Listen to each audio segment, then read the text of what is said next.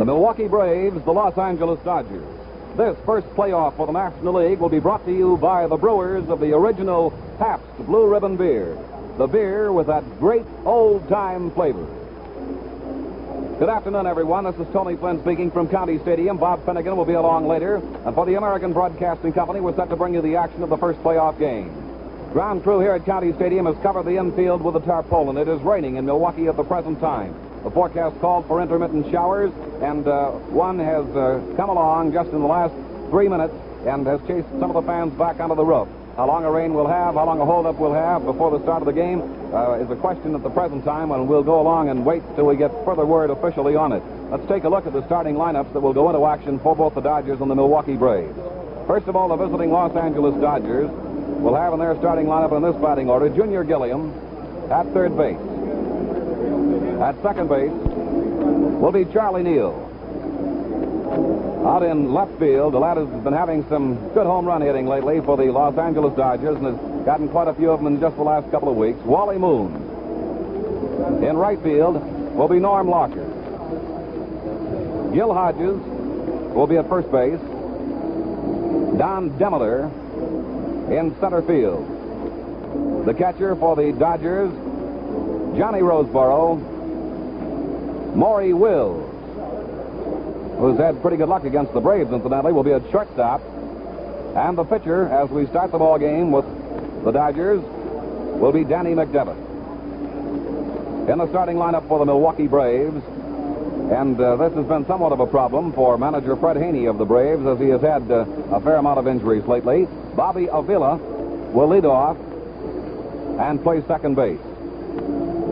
Eddie Matthews, one of the Braves' power hitters, will be at third base, batting second. Henry Aaron out in right field. Joe Adcock will be at first base.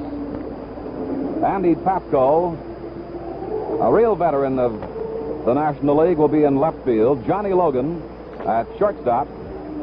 Del Crandall behind the plate. Billy Bruton will be in center field, and the pitcher will be Carlton Willie. What picture does a barbershop quartet bring to your mind? Silk shirts, spats, and the good old days? Listen and see if it doesn't suggest something about good old-time beer.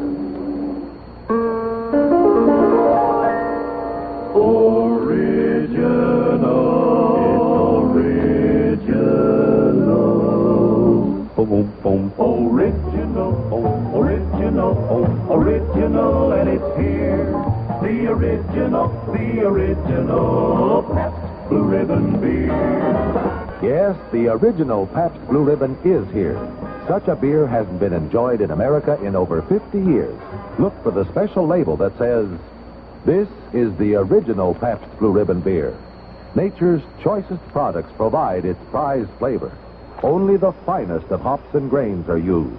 Selected as America's best in 1893. The original, get original Pabst Blue Ribbon beer. No longer just a memory, but really here.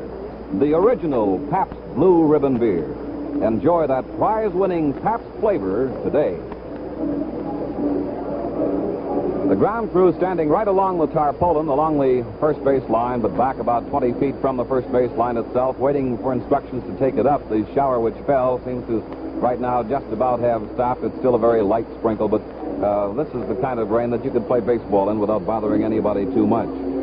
Baseball is playoff baseball. The regular season ended yesterday, of course, and no one was sure what was going to take place in the National League until late yesterday afternoon, when both the Dodgers and the Milwaukee Braves had won their ball games and forced the playoff. The number of games which these teams won in winning a tie for the National League pennant this year and the right to go into a playoff is the lowest number which has occurred. The previous low number for games won that resulted in the win of a pennant or the share of a pennant was 88.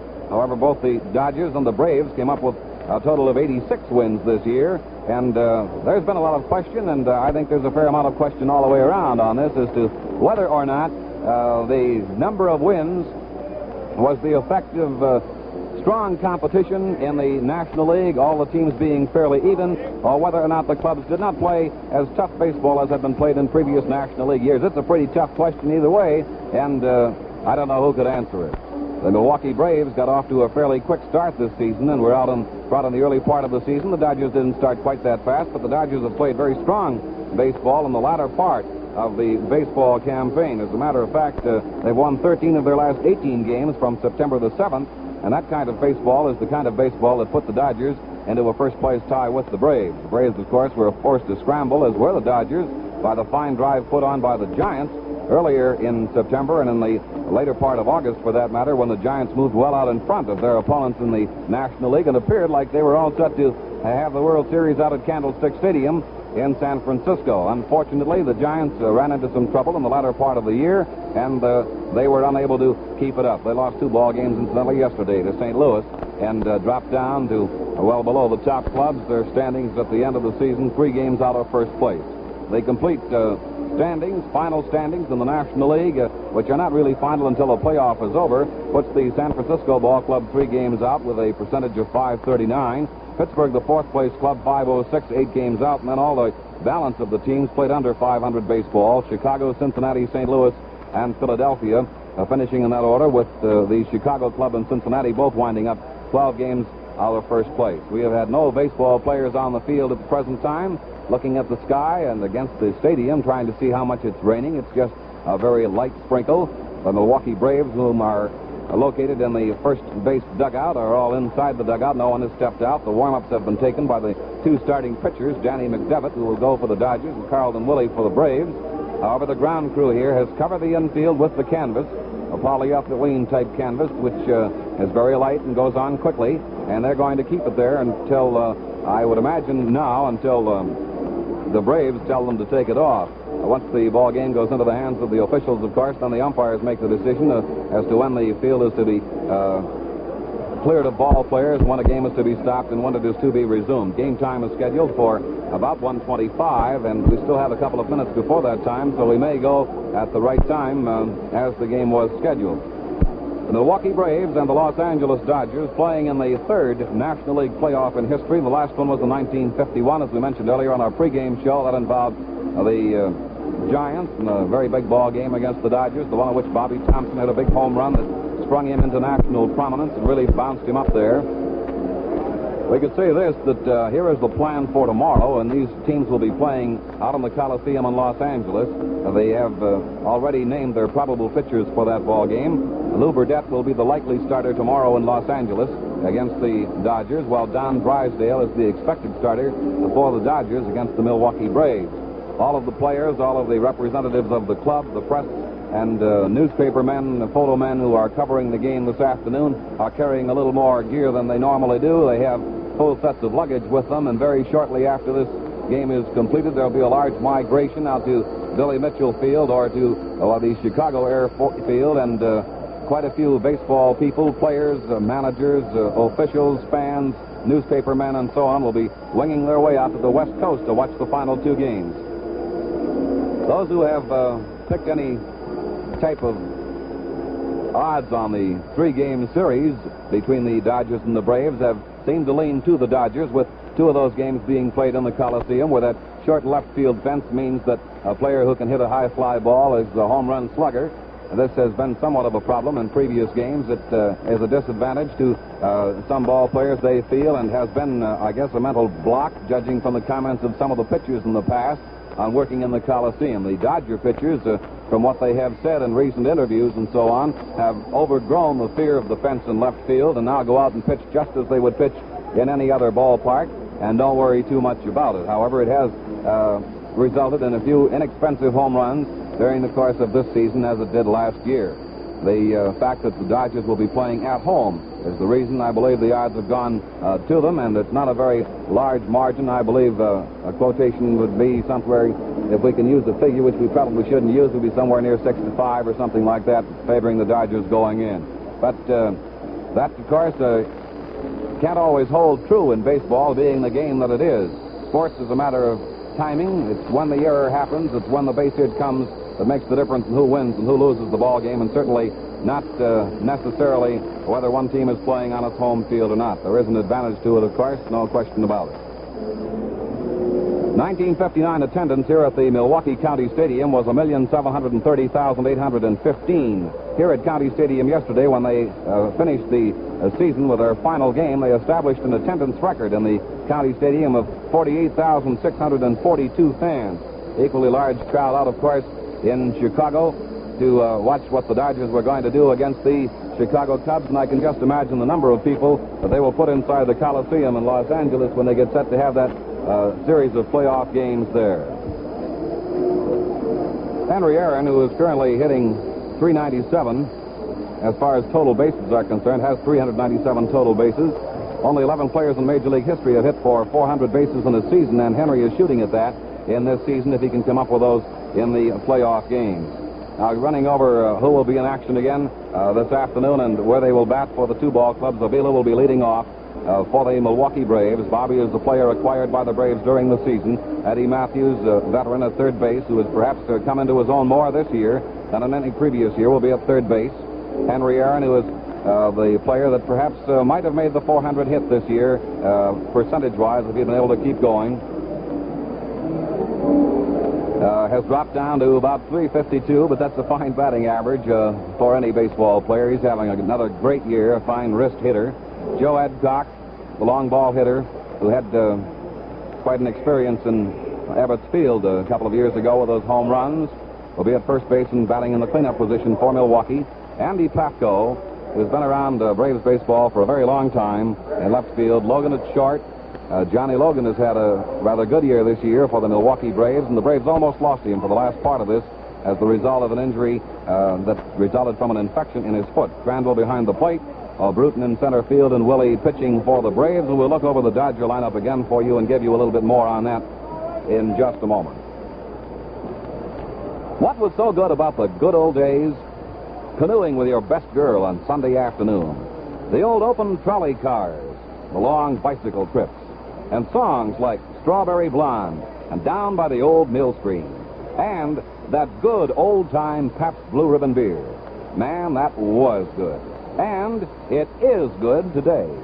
That's right.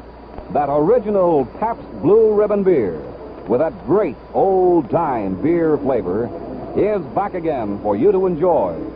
The original brewed just like the beer that won first prize at the Columbian Exposition in 1893. Just like the beer that everyone said was America's best. It's no longer a memory, but here today, the original Pabst Blue Ribbon beer. Such a beer hasn't been enjoyed in America in over 50 years. Try it, and you'll agree with those old-timers who said Pabst Blue Ribbon was best. And now, sitting down on my immediate left, Bob Finnegan. Bob, how are you doing? Fine, Tony. I just came over from the television booth and tried to gain some opinions of optimism about this ball game this afternoon.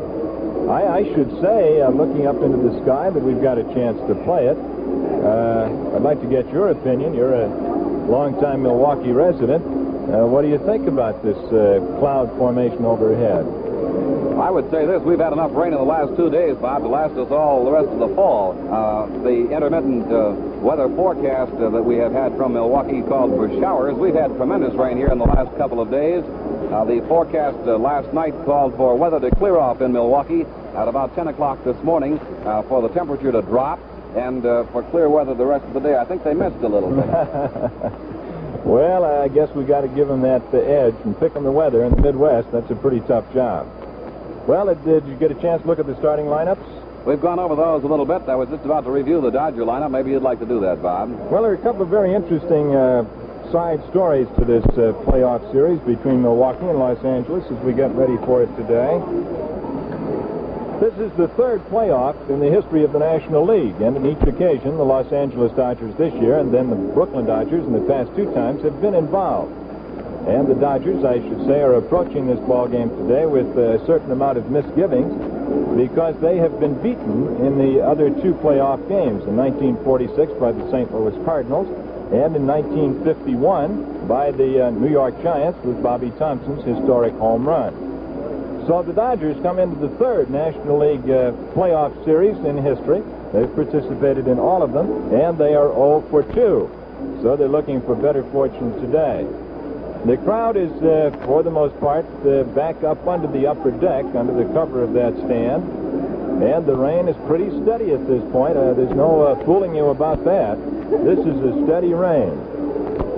Incidentally, the Los Angeles Dodgers, if they should win this series against Milwaukee and become National League champions, they would be the first team in the history of the league, as a matter of fact, the first team in history to go from 7th place to 1st place the following season. And the two teams, Los Angeles and Milwaukee, wound up the 1959 regular season yesterday with the least number of victories for a pennant winner. Each team won 86 and lost 68, and the previous low for a pennant winner was the Detroit Tigers back in 1945 when they won with 88 victories. Those who have seats in the lower boxes seem to be occupying them, and there aren't many standing back for the cover of the upper deck, and it appears at this moment as if the rain has stopped. But it's a dark day, Tony, and it's still threatening. Yes, it is, Bob, and we might go through the officiating crew who will be working this ball game. We mentioned that Jocko Conlon will be the leader of the crew, and he brought his crew out. He has we have a total of 6 umpires who will be working on this afternoon's ball game, and here is who they are and where they will be located. At the plate calling the balls and strikes will be Jocko Conlon. Very important task in this particular ball game. At first base will be Augie Donatelli. Gorman will be at second base. At third base will be Al Barlick. Along the right field line will be Bill Jakowski, and along the left field line, Dusty Bogus. They'll have a big job.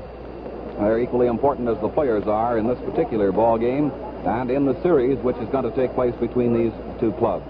Ballpark looks to be in beautiful shape. We have a nice crowd of fans, as Bob estimated a while ago, about 30,000 fans. It seems as though we might even have a little bit less than that this afternoon, unless some more people come in before this game gets started.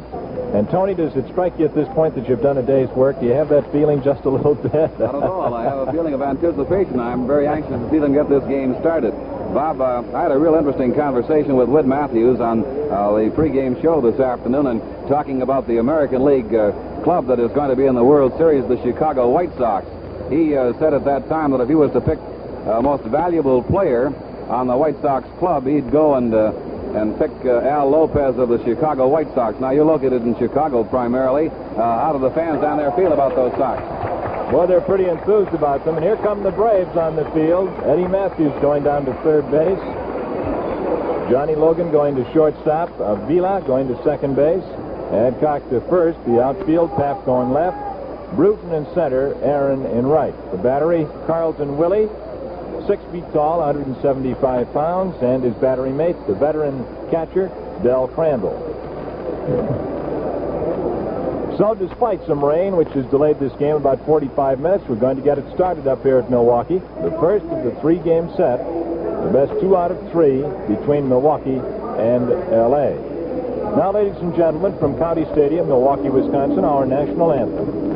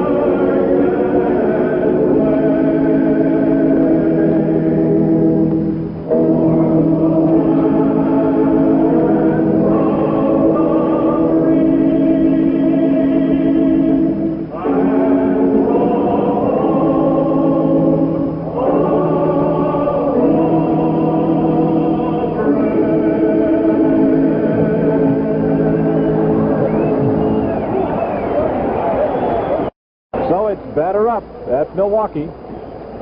These two teams battling it out for the National League Championship of 1959. In the field, the Milwaukee Braves, 2 times National League champions in the last 2 years. And at the bat, the Los Angeles Dodgers. The Milwaukee Braves and the Los Angeles Dodgers. The first playoff for the National League game is being brought to you by the brewers of the original Pabst Blue Ribbon beer. The beer with that great old-time flavor.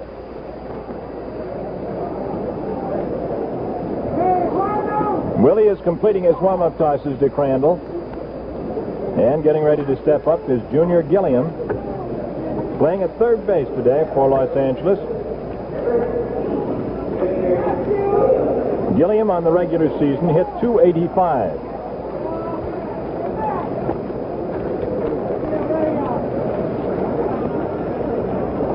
Gilliam hit .285. He batted in 34 runs.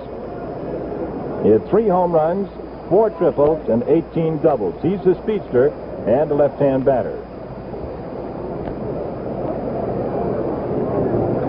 Third baseman Eddie Matthews in close from the bag. And Willie's first pitch is on the way, and it's a little bit high for a ball, and this one's underway. A 1-0 count to the Los Angeles leadoff man, Gilliam. The outfield is playing Gilliam straight away and especially deep in left. Pafko in left field is way out there, which is unusual for a left-hand batter. The next pitch is strike called, a fastball right down the pike, a beautiful pitch. But Gilliam can hit to all fields and is especially strong, punching the ball to left. He's a good bunt man, too, and Matthews, the third baseman, in close, just in front of the bag, and about 5 feet fair, knows this. 1-1 pitch. Here it is from Willie. It's cut on and fouled back in to the upper deck behind home plate, and the count goes to a ball and 2 strikes. 1-2 count to the Los Angeles leadoff man.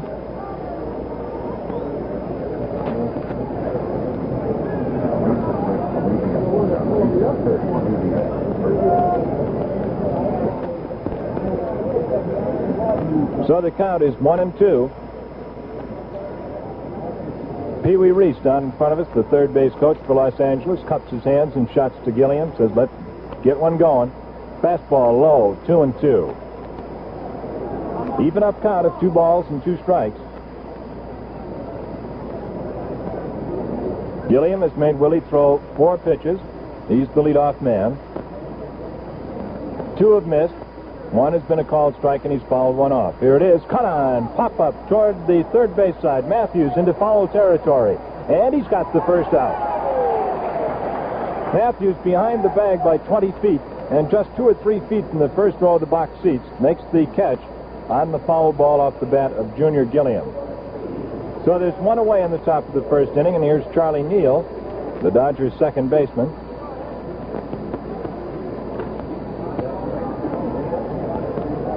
Neal was born in Longview, Texas, makes his home now in Compton, California.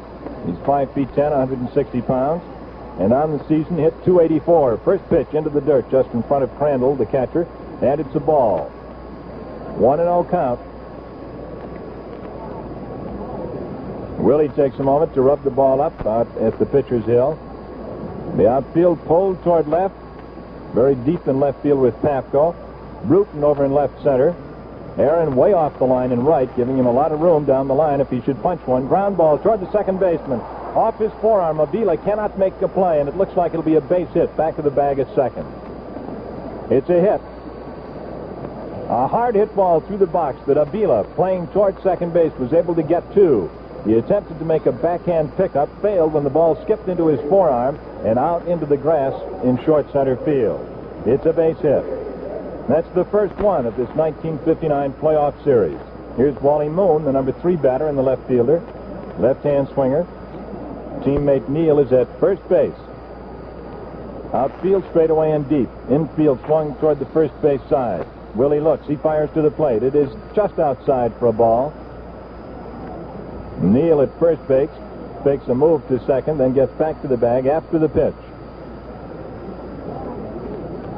Willie peers down at Crandall for his sign. 1-0 the count. There's a lead by Neal at first. A pretty good lead. There he goes. It's swung on. A hit and run. The bat flies further than the ball. Willie plays it to first base for the out. And on the play Neal goes to second. On the hit and run, Moon was committed to swing. The pitch was outside and may have been, in fact, a pitch out. Moon half threw, half swung his bat at the ball. The bat sailed toward the second base, past the pitcher's hill. Willie came on from the pitcher's hill in front of it and threw him out. So it's pitcher to first base for out number 2. And Neal moved from first to second on the play. So there are 2 down in the top half of the first inning.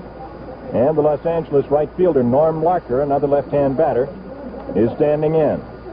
Larker hit .281 in the regular season. Willie looks at second, fires to the plate, and misses just outside with a low fastball. So it's 1-0 to Larker. Outfield, a little bit toward right, shading this left-hand swinger toward the right field foul line. 2 down in the top of the first inning. Game delayed 45 minutes by rain here in Milwaukee. Willie checks the base runner. The shortstop, Logan, cuts over, then back. It's swung on and missed for a strike. That makes it 1-1. Ball 1, strike 1 count. The first baseman, Joe Adcock, is back on the right field grass down the line. He's playing this fella plenty deep back of that first base position. All right, Willie, with his gloved hand on his knee, peers down with a sign from Crandall.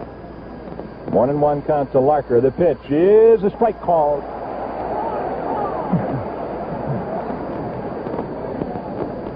One and 2 to Larker. Willie fired the fast one right down the pike. Larker took it. Neal takes his lead at second, makes it a short one this time. Now he edges away from the bag as Willie peers down for the sign.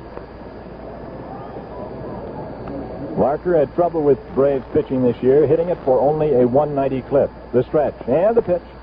He takes a half swing on a sinking pitch. Didn't go far enough around, and it's a ball, evening the count at 2-2. Willie took a little bit off his curveball. He dumped it in low, changed the speed up on it a little bit. He tempted Larker, but he held off in time, and it's a 2-2 count. All right, Willie on toes the rubber, ready to go again. 2-2 pitch, being ready with 2 out and a man on second. It's low and on the outside for a ball. And Larker has taken Willie to the full count of 3 balls and 2 strikes. The first man up, Gilliam, fouled out to Matthews at third. Neal beat out a hit back of second. Moon bounced out to the pitcher. Neal going to second, and that's where he is now with 2 down. All right, Willie's taking plenty of time. It looks like he may have waved one off. All right, the stretch and the 3-2 pitch. Here it is. It is cut on and fouled back to home plate off to the first base side. And the count stays at 3-2 as Carlton Willie, Milwaukee's right-hander, gets a new baseball. So Larker has made Willie throw a considerable number of pitches. A 3-2 count still up on the board. Willie goes for the Rosenbag. This has all the chips in the National League riding on it today. The first game in a best 2 out of 3 series. All right, Willie, ready to go again. Off at second is Neal. Pretty good lead. Here it is, 3-2. Cut on, line drive into right field. A base hit. Here he comes around third base. Aaron bobbles the ball in right field. And Neal scores standing up. The throw comes into Avila at second. And Larker has driven in the game's first run with a hot line shot into right field.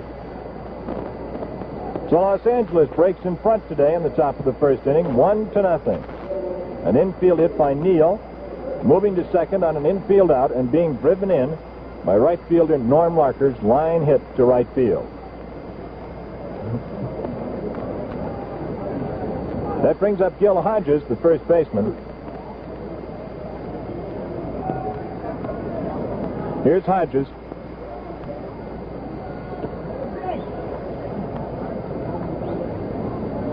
Gil is up there with 2 away and a runner at first base. Norm Larker with the run batted in. Los Angeles 1, Milwaukee nothing. Top of the first. The first pitch, low, bridges him. A high inside fastball, and Hodges was forced to hit the dirt on that one. It's ball 1.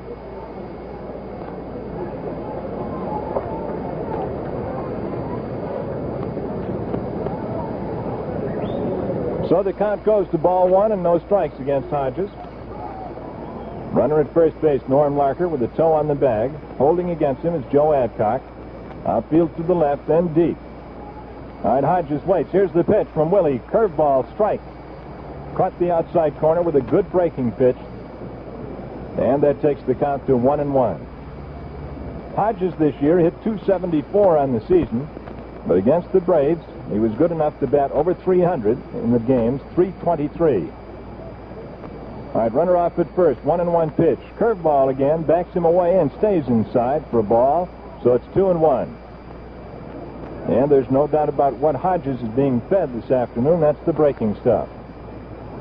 The on-deck batter is Don Demeter, the center fielder. All right, Larker edges off at first base. Hodges waits for Willie's pitch. The count 2-1. Here it is. Fastball cut on and fouled back into the screen. He got a small piece of a fastball that was good enough to take off. You could see it from here. So it's 2-2 to Hodges. 1-0 Los Angeles. 2 hits in the first inning off Willie. A hard shot through the box on the ground. A hit back of second. And line single to right. All right, there's the stretch by the Milwaukee right-hander. And the pitch to Hodges. Change-up curveball, misses outside. And it's 3-2. Willie came down the hill just a couple of steps to look in at Jocko Conlon, as if to register a mild complaint about the call on that pitch. And so Willie has gone to the full count against Hodges, as he did against Larker just before Larker singled to right to drive in the game's first run. Here it is. There goes the runner. It is low and outside for ball 4. And Hodges gets a walk.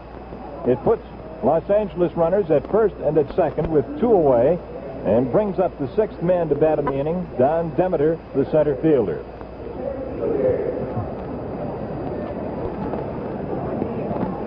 Demeter was a .257 hitter on the season, and he held his average against Milwaukee, hitting .258. So the base runners are Larker at second, Hodges at first, 2 away, Demeter the batter. Los Angeles leading 1-0 in the top of the first inning under dark skies with the lights on here at Milwaukee. Willie fires. It is cut on, fly ball, center field. Billy Bruton drifting back. He waves Pafko off, and he takes it about 15 feet in front of the center field fence. So that retires the side. And in the top of the first inning for Los Angeles, 1 run on 2 hits. There were no Milwaukee errors, and 2 were left on. And the score at the top of the first inning is Los Angeles 1, Milwaukee coming to bat. Let's try some of that prize-winning Pabst Blue Ribbon beer flavor and see how good the good old days really were. McDevitt fires the first pitch into Avila, the Milwaukee leadoff man, and he goes for it, missing for strike 1. Danny McDevitt, the Los Angeles left-hander, 5 feet 10, 175 pounds, won 10 games and lost 8 this year for the Dodgers. Here's the 0-1 pitch to Avila. He swings and misses. Looked like he went for a bad one that time. It was a little bit low and quite a ways outside, so it's 0-2. Avila, Matthews, and Aaron in the bottom half of the first inning at Milwaukee. Los Angeles 1, the Braves nothing. McDevitt is pitching against Willie. All right, McDevitt takes plenty of time. Here's the 0-2er to Avila, and it low bridges him. Down he goes. Over his head. Ball 1, strike 2 count. Well, it begins to look here in the bottom half of the first inning. After Hodges was decked, and now Avila, like it isn't too sound advice to get too firmly dug in up there. Sidearm fastball, bounced down to the shortstop. Wills, he bobbles it, picks it up, throws. It is out at first base.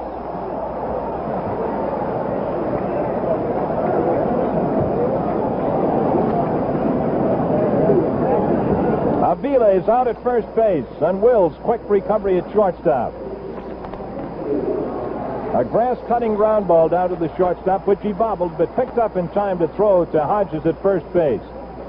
And it's 1 away. Brings up Eddie Matthews, the third baseman.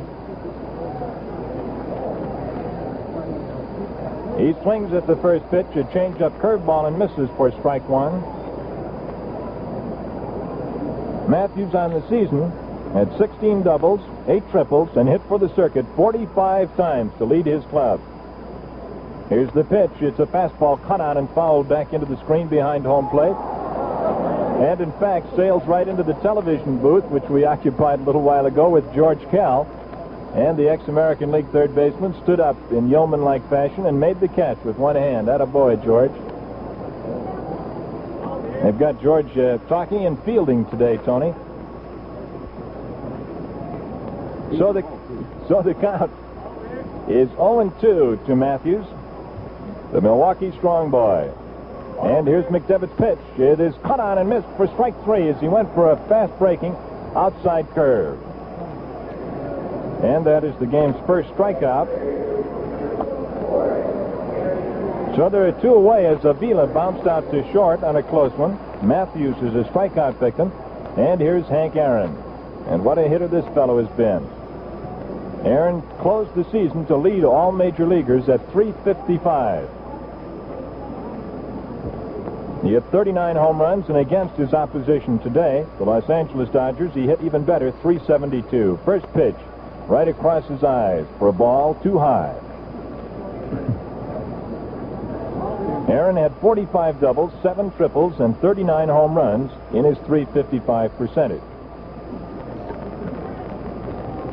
He's batting in the number 3 position, reserved for the team's most consistent hitter as a rule, and certainly in this situation that rule applies. The outfield just about to the wall, fastball low and inside.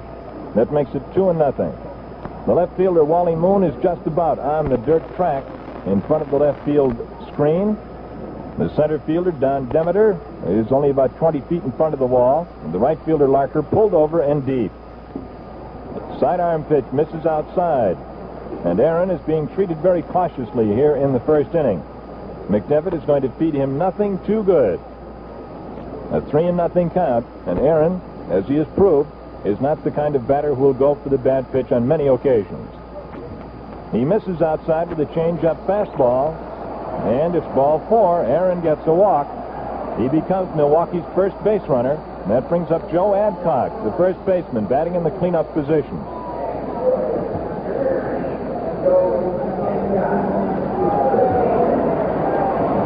Here's the big fella. When he comes up there, he strikes fear into the hearts of pitchers. 6 feet 4 inches tall, 220 pounds. Louisiana born.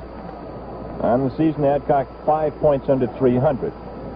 Teammate at first is Aaron with a short lead. McDevitt into the stretch motion. The outfield deep to the left. The infield to the left side as well.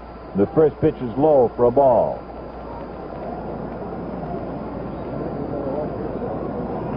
Adcock hit for the circuit 25 times this year to be the number 3 man in that department behind Matthews and Aaron. A strike on the inside corner just above the knees. And Adcock looks in the direction of Jocko Conlon, vacates the batter's box, and goes back to knock the dirt out of his spikes. Now he stands back ready. Gil Hodges straddling the inside corner of first base, holding against the runner down there, Aaron. Third baseman Gilliam deep behind third. The shortstop Wills almost on the left field grass. Here's the pitch. He cuts and misses for a strike. A pitch low and on the outside. Probably good enough to be called a strike. He went for it and missed. Ball 1, strike 2 count. McDevitt naturally trying to keep the ball away from the pull power of this fellow. 1-2 the count. Here it is. Adcock takes, and it misses for a ball. That makes it 2-2. The first man up, Avila, bounced out to short. Matthews struck out. Aaron was walked on 4 pitches. And Adcock is up there with a 2-2 count.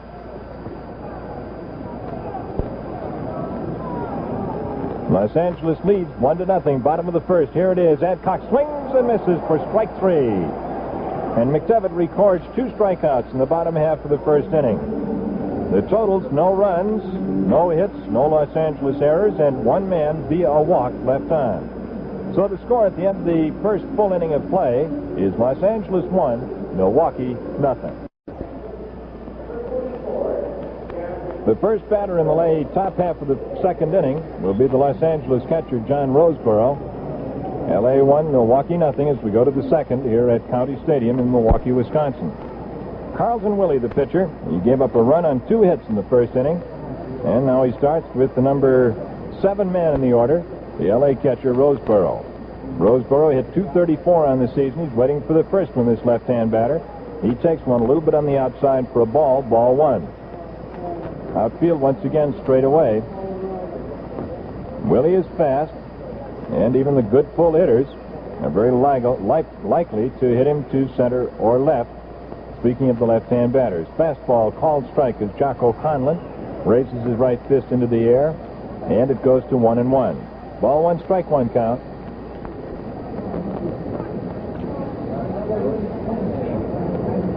Third baseman Matthews playing close at the bag. Here's the pitch. Cut on, fouled back into the upper deck behind home plate. And it's a ball and 2 strikes against Roseboro. 1-0 Los Angeles in the first of this best 2 out of 3 game series for the National League pennant.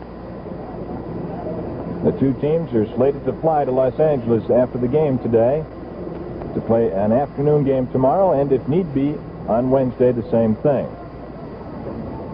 All right, Willie rocks into the motion. 1-2 to leadoff man Roseboro in the top of the second. High for a ball.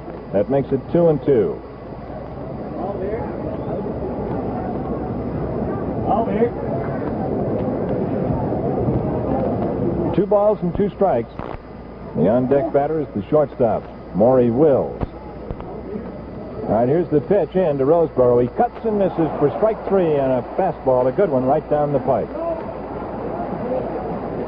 So that makes it 1 away, and Willie chalks up his first strikeout. So go against 1 walk and 2 hits. Here's Wills, who batted .266 with the club this year, but against Milwaukee, hit .346.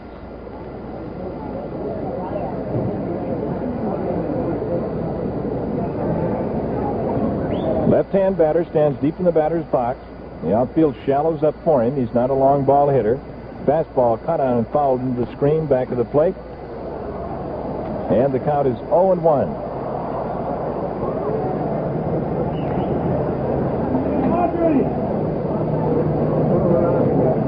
The catcher for Milwaukee, Del Crandall, waves out to Aaron in right field and pulls him around toward right center. I imagine he is calculating that Willie's fastball is coming in there pretty good today, and they might be swinging late on it. There's the fastball, and it hangs high. And the count goes to 1-1. Ball 1, strike 1 count. Maury Wills, Los Angeles shortstop, batting with 1 away in the top of the second. Eddie Matthews almost in on the infield grass for this fellow. At third base, he swings at the fast one and misses, and it's 1-2.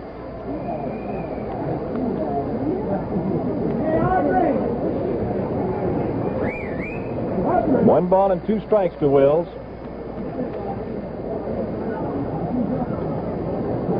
All right, Willie into the motion again. Here it is. He catches the outside corner for called strike 3. And Wills is caught looking at a good one. So it's 2 strikeouts here in the second inning for Willie. And it brings up the Los Angeles pitcher, Danny McDevitt. The third playoff in the history of the National League, beginning today here at Milwaukee. Los Angeles has been in the other 2, both times unsuccessfully, against St. Louis in 1946 and against the New York Giants in 1951. All right, McDevitt the batter, another left-hand swinger. Willie fires the first one down the pike. He swings and misses. Strike 1. Willie's fastball here in the second inning, looking plenty hot. All right, the right-hander rocks into the motion, deals one off, and it is strike 2 called. And there's nothing better that this pro Milwaukee crowd would like to see here in the second inning than Willie striking out the side. He got the first 2 on strikes, Roseboro and Wills, and he's working on McDevitt, 0-2. Here it comes. Cut on and missed for strike 3. No runs, no hits, no errors, and nobody left on. And the score at the middle of the second inning is Los Angeles 1, Milwaukee nothing. The first hitter for the Braves in the bottom half of the second inning will be the veteran National League outfielder Andy Pafko, the kid from Boyceville, Wisconsin. Pafko hit .223 on the season, alternating in the outfield. McDevitt fires. Pafko swings. A line shot to center field. Don Demeter comes in, and he grabs it right about knee-high. Demeter, just before he made the grab, Tony, looked like he might have slipped just a shade on that slick grass. What do you think? It could possibly be a little soft because of the heavy rains we've had here in the last 2 days.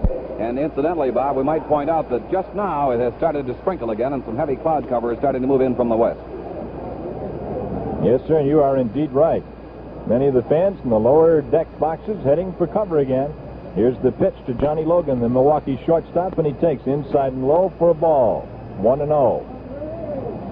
1-0. Los Angeles over Milwaukee with one away in the bottom half of the second. Logan, the hitter, he pulverized Los Angeles pitching this year for a .444 percentage and wound up with a .289 on the season. The next pitch on the outside makes it 2-0.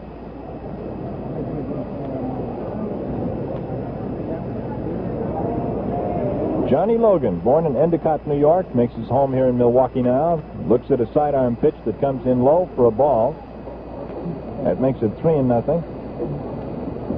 Logan is 5'11", 186 pounds.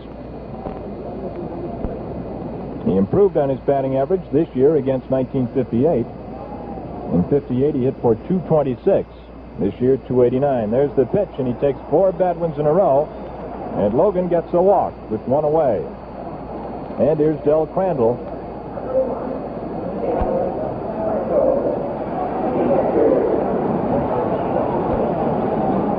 Here's a great man to have behind the plate on your ball club. He can really run that team. Crandall hit .256 on the regular season. One away with the teammate Logan at first. The outfield shaded toward left considerably.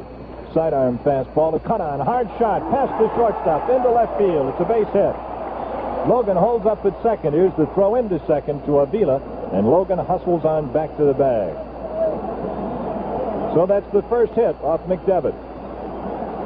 Logan moved to second. Crandall is on at first with the line shot, and it brings up Billy Bruton, the center fielder. And a right-hander begins to warm up in the center field bullpen for the Dodgers.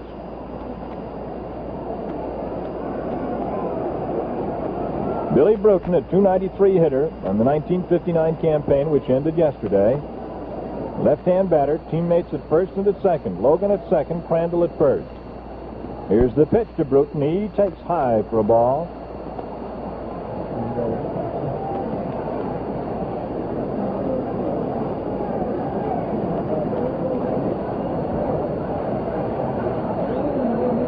One and 0 count to Bruton. Tying run at second, lead run at first. There's one away in the bottom half of the second. Los Angeles leads 1-0. Here it is to Bruton. He swings. There's a bat-handled hit into center field. Here comes Logan around third. He's going to score. The throw is into the shortstop. And it's a tie ball game.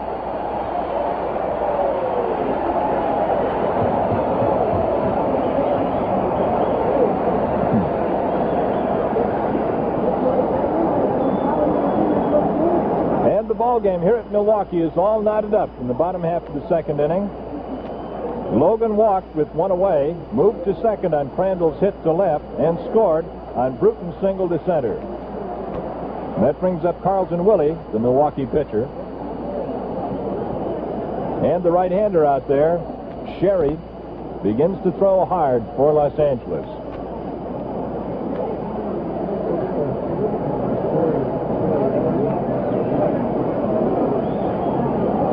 Willie up there. There's one away. Let's see if he may be attempting to move those runners along.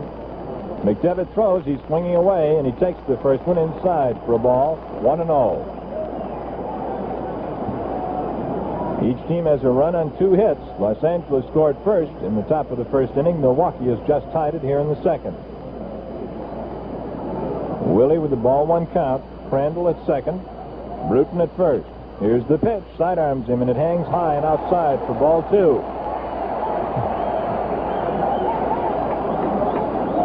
And over to talk to McDevitt comes Junior Gilliam from third base, and out to talk to him comes the catcher, Roseboro. It may just be that Gilliam and Roseboro have an idea that they should give Larry Sherry in the center field bullpen as much time as possible to warm up. Gilliam continues to talk to McDevitt, and the crowd begins to get on him. And here comes Alston.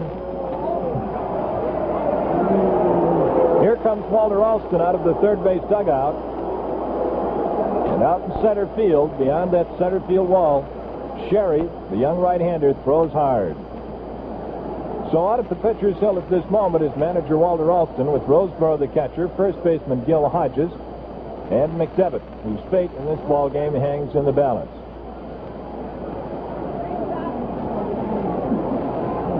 Well, now that we have a moment, let's bring in Tony Flynn as Jocko Conlon signals for the new pitcher. Tony. Well, certainly they got to this pitcher very well in this half inning, as every batter up for the Braves here in the bottom half of the second hit the ball well. Pafko, who led off, hit a solid line drive on the first pitch, although it was right to the center fielder, but he met the ball very well. Right about then, McDevitt seemed to lose control entirely and threw 5 straight pitches that failed to catch the strike zone. Among those 5, 4 to Logan, which put him on first base and got things started here.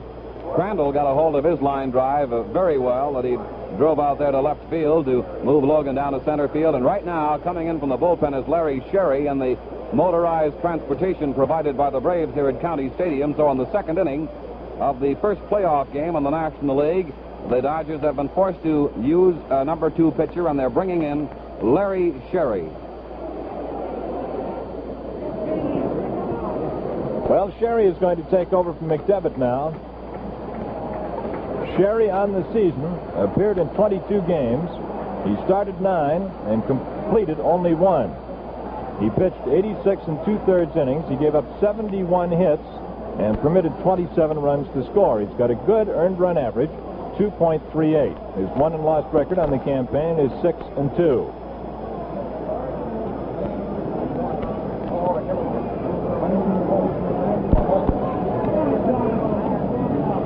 So Sherry gets his warm-up tosses in, and the situation is this at Milwaukee. There are runners at first and at second, and the score is all tied at 1-1. Milwaukee has base runners at first and at second. Crandall at second, Bruton at first, and Willie is the batter. What was so good about the good old days? Well, here's one answer. Pabst Blue Ribbon Beer. The original Pabst Blue Ribbon Beer with the prize-winning flavor. Selected as America's best in 1893. No longer a memory, here for you to enjoy today in original Pabst Blue Ribbon Beer. All right, Sherry takes over the pitching duties from McDevitt, and Willie stands in. The base runners begin to edge away.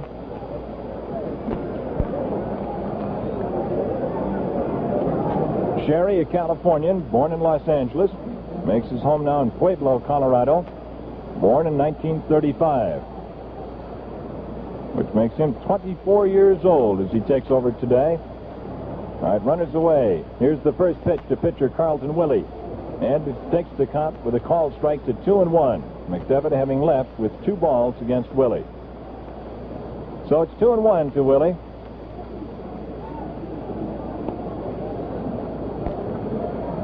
The outfielders in right and in center are shallowed up a little bit. We have a steady but light rain falling at this moment. The left fielder Moon fairly deep. Sherry peers down for his sign. The runner's away at first and second. Here it is, cut on and fouled into the upper deck behind home plate. And the count goes to 2-2. So Sherry in 2 pitches has come even with the batter. Taking over with a 2-0 count, it's now 2-2.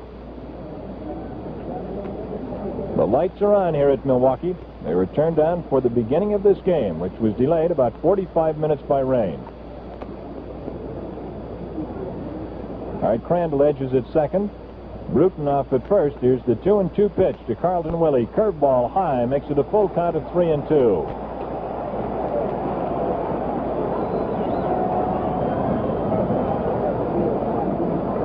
The lead run at second base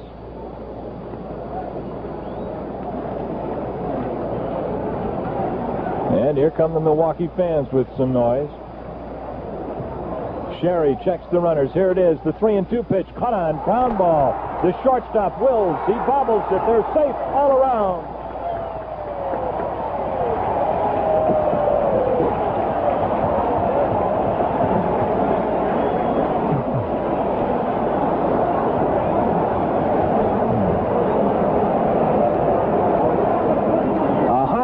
Ground ball down to the shortstop, Maury Wills, and he was just too anxious to find the handle. He grabbed at it before the ball got there. It hit his glove and bounced to his feet, and the bases are loaded. Crandall at third, Bruton at second. Willie's safe on the error at first, and the batter is the leadoff man, Bobby Avila, who is looking for his first hit against Los Angeles this season. He has been to bat 8 times against them without a hit. In the first inning, he bounced out to the shortstop on a hard hit ball. The rain continues to fall, and just a trifle harder than a few moments ago.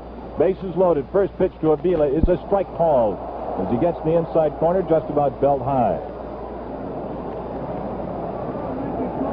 A right-hander begins to warm up in the bullpen for Los Angeles. All right, the sack's loaded. A tie game. There's the pitch. He swings. Ground ball. To the shortstop, the play to second, he's got him. A run scores. Throw to first, it is safe at first base.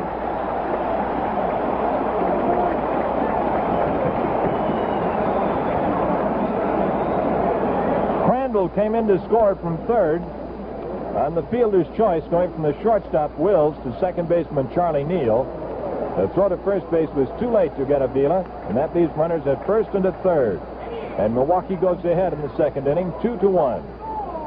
The batter is Eddie Matthews. He struck out his last time against McDevitt. Billy Bruton, the runner, is at third base, and Avila is at first. Here's the pitch. It is a strike called, a curveball. They're 2 away. We're in the bottom half of the second inning.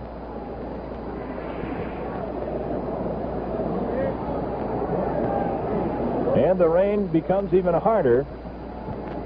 And at this point, the thought comes to mind, will it have to be held up? Fastball sails high, and it's 1-1. Well, at this point, you can just judge that this is a bad day in Milwaukee. Rain off and on, especially hard at game time. It led up for the game to be started 45 minutes late, and it's coming down again.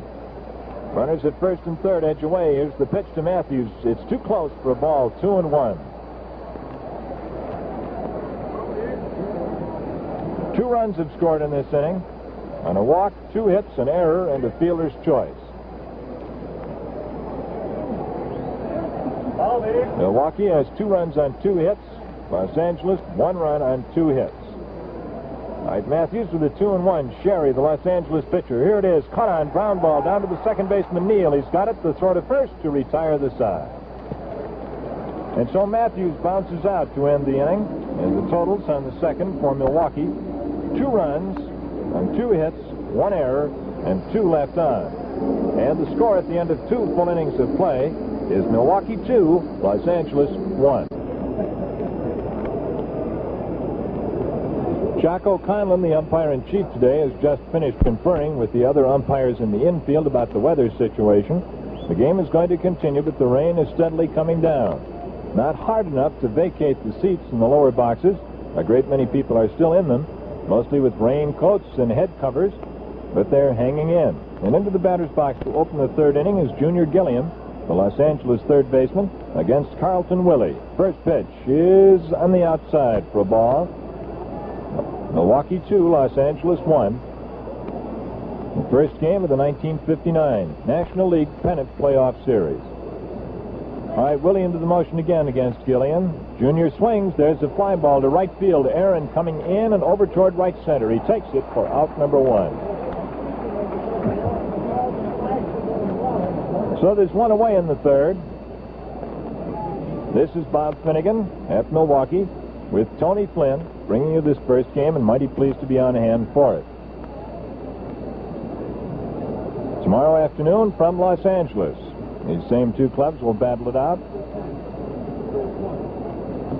Not looking for problems, but looking overhead. We wonder about flights to the coast, and there's no other way to do it for a game tomorrow. Here's Willie pitching to Charlie Neal, a ground ball, foul of third. And it is strike one. So the day will unfold for us this afternoon, and there's a great many things to think about. Most important of which is this game right in front of us with Neal batting. He backs away from a high inside changeup. That makes it 1-1.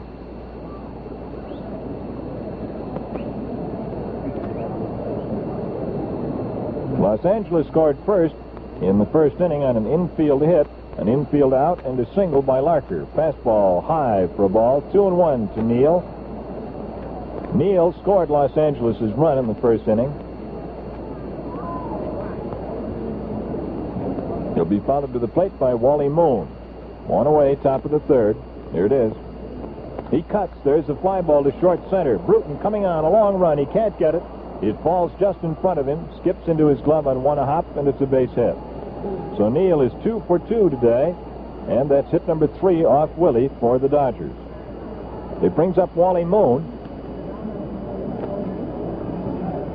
WOKO Albany. The pitcher on a hit and run play on which apparently he was forced to swing by the call of the hit and run. He half swung, half threw his bat at the ball, and was out pitcher to first, advancing the runner into scoring position. All right, Neal off at first. Here it is to Moon. Ground ball down to Avila. The plate a second for one. The relay to first. He is safe at first base. The throw was a little bit late and also pulled Adcock off the bag toward the plate. So it's a fielder's choice. They get the lead man for out number 2, Neal.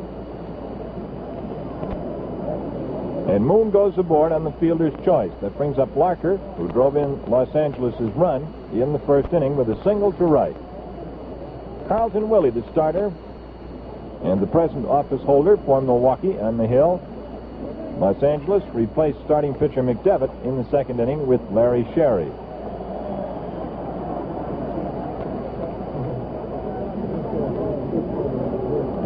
All right, 2 down in the third for Los Angeles. Willie peers down the pike. With a short lead is Moon. Here's the pitch. Ground ball. Avila to his right. Tough chance. He can't handle it. Off his glove into short center field. Avila retrieves it and throws to second base. Moon moves on to second, and Larker is aboard with what I think will be a hit, and it is credited as a hit. Avila's had some tough chances today, Tony. Yes, he has. He has had to go extremely to his right on a couple of occasions, very hard, and 2 of them have been a little hard to handle for him. That brings up the L.A. first baseman, Gil Hodges. Teammates at first and at second. Moon at second, Larker at first. There are 2 away in the third inning. Hodges, the last time up, drew a walk from Willie.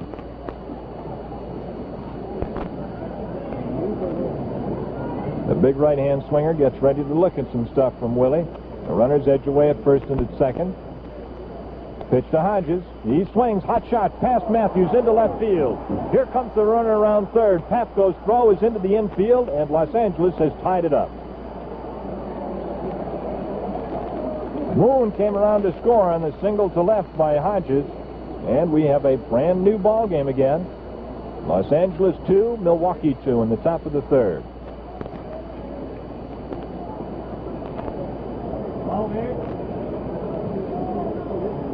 Three hits in this inning off Willie, bringing the total to 5.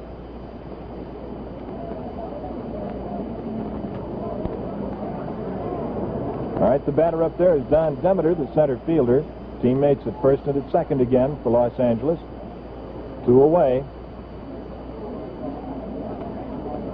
Willie into the stretch motion. There's the fastball. It's too close and a little bit low to Demeter, and it's ball 1. Milwaukee sends to the bullpen to warm up the tall, lanky right-hander from South Bend, Indiana, Bob Rush.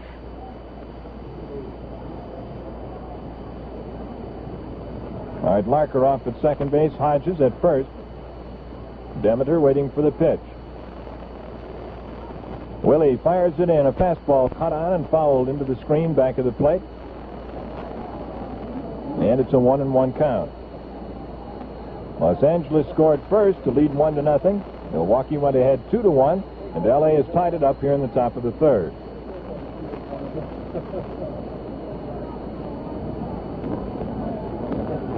Los Angeles 2 runs on 5 hits. Milwaukee 2 runs on 2 hits. All right, the 1-1 pitch being readied for Don Demeter, the L.A. center fielder. Runners at first and second with good leads. Willie fires, and it goes off the bat of Demeter on a half swing. The count goes to 1-2. Bounced foul toward the first base dugout. He wanted to stay off that one, but the ball hit the bat and skipped foul for a strike.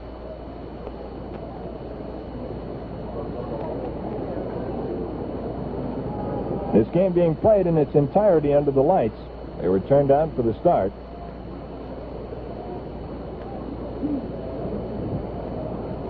Two down in the top half of the third inning. Right-hander Willie gets his sign from Del Crandall. Runners away at first and second. Demeter waiting. Here's the pitch. Cut on. Ground ball. Foul of third. And it skips down the line toward the corner. The count stays at 1-2. Ball 1, strike 2 count. The infield playing back for the batter. The outfield shaded toward left and at medium depth. And that defensive alignment permits the base runners, Larker at second and Hodges at first, to get good leads.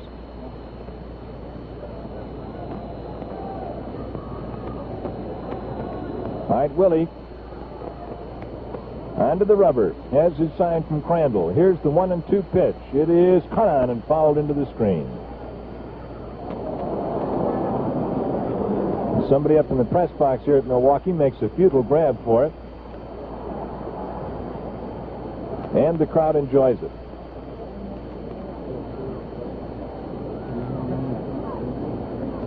Two away. The rain slowed in tempo now, but still coming down.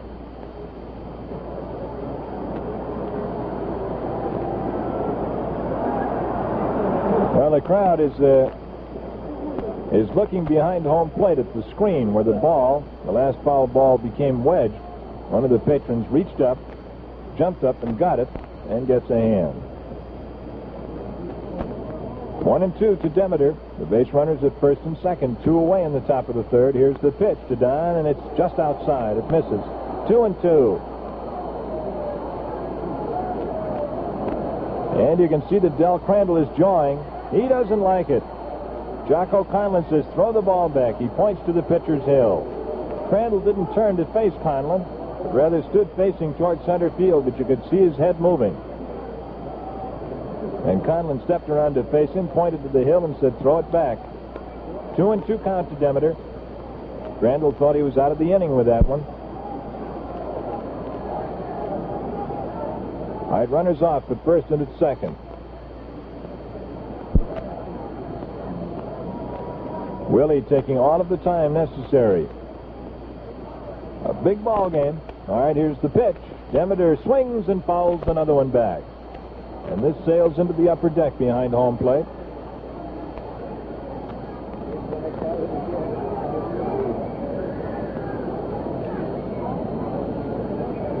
Gilliam opened this inning by flying to right. Neal singled to center, was out on a fielder's choice hit into by Wally Moon. Larker hit to short center, and Hodges drove Moon in with a single to left. So they're 2 on, first and second, 2 away, and the count 2-2 to the batter. Willie fires to Demeter. He swings. There's a hopper to the shortstop, Logan. He's got it. He falls, almost falls, and he can't get rid of the ball. A high chopper toward shortstop. Logan came in, made the grab. It would have been a very close play in any event. He tripped, did not fall, but did not throw either, so the bases are loaded. Demeter is given credit for a hit. The official score ruling that even had Logan played the ball cleanly without tripping, he would not have beaten Demeter to first base with a throw. So the catcher, Crandall, goes out to talk to Willie, has a brief conference with him, and comes back. The bases are loaded, and Roseboro, who struck out his last time up, is the batter for Los Angeles. Larker at third, Hodges at second, Demeter at first. They're 2 away, and this ball game is a 2-2 game. So here's a big batter as Willie fires. There's a fly ball high to right field, but Aaron is coming in, waiting. He's got it for out number 3. And so Milwaukee gets out with just 1 run against them and the bases left loaded. The totals on the third for Los Angeles: 1 run on 4 hits. There were no errors and 3 left aboard. So the score at the end of the top half of the third inning is Los Angeles 2, Milwaukee 2. What picture does the barbershop quartet bring to your mind? Silk shirts, spats, and the good old days? Well, just listen and see if it doesn't suggest something about good old-time beer. Original. It's original. Boom, boom, boom. Original, and it's here. The original Pabst Blue Ribbon beer. Yes, the original Pabst Blue Ribbon is here. Such a beer hasn't been enjoyed in America in over 50 years. Look for the special label that says, "This is the original Pabst Blue Ribbon beer." Nature's choicest products provide its prized flavor. Only the finest of hops and grains are used. Selected as America's best in 1893. The original, get original Pabst Blue Ribbon beer.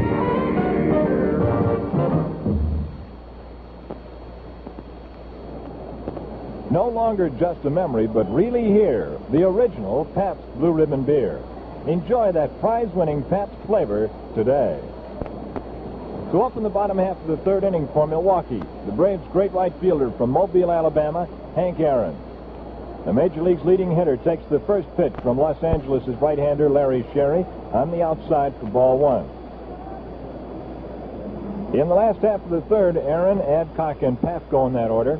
Sherry fires again, and Aaron takes a little bit wide for ball 2. Last time up, Aaron didn't get a look at, I think he walked on 4 pitches, Tony. They pitch him cautiously, as you might expect. He drew a pass his last time up. Here's the pitch to him, and that one's down the pike for a strike, a fastball.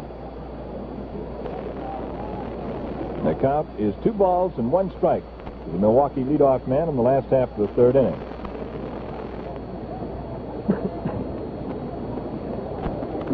The outfield swung way around toward left field and deep for Aaron. He takes the next one too close for a ball, and that makes it 3-1. The left fielder Norm Larker is over in the right fielder Norm Larker is over in right center field, and there's a big hole if Aaron should poke one down the line. The left fielder Wally Moon almost to the fence, and there's the pitch to Aaron, and once again Hank walks.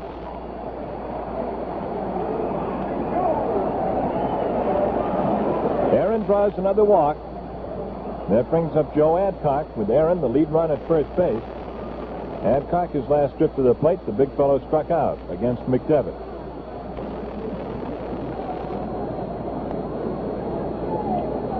Adcock stands deep in the box. All 6'4", 220 pounds of him. Outfield shaded toward left again.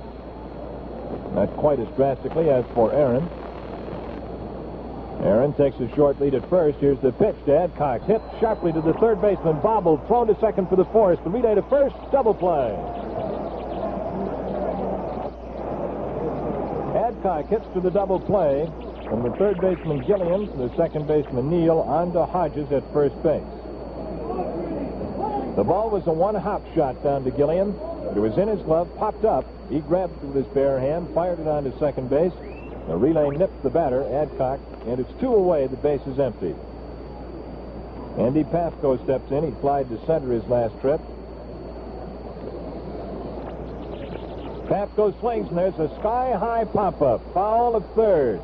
Gilliam down there. So is Roseboro. Look out. They collide. Roseboro holds it, but falls down. The ball actually was much closer to third base, but Roseboro made probably 70 or 75 feet of the 90 feet to third base in foul territory, made the catch, spun into Gilliam, and fell down holding the ball. So the totals on the third for Milwaukee: no runs, no hits, no errors, nobody left, and at the end of 3, the score is Los Angeles 2, Milwaukee 2. Great little double play move that time by the third baseman of the Dodgers, Gilliam, who took that hard smash, let it pop out of his glove, recovered quickly enough to get the double throw over to first base for the double out. We're ready to go with the action in the top of the fourth, and here's Bob Finnegan. The leadoff hitter in the fourth inning for Los Angeles is Maury Wills, the shortstop. He was called out on strikes the last time up in the second inning. Carlton Willie into the motion, and here it is. He swings. There's a fly ball to left center. Bruton over there, so is Pafko, and Bruton puts it in his hip pocket for out number 1. And due up is the pitcher, Larry Sherry. Sherry coming out to bat with 1 away in the top half of the fourth inning. Los Angeles 2, Milwaukee 2. We can see Dodger president Walter O'Malley sitting bareheaded next to the Los Angeles dugout down in front of us. We're looking for the team of Al Lopez, Bill Beck, and Chuck Comiskey of the White Sox, and I'm sure there's someplace in these stands.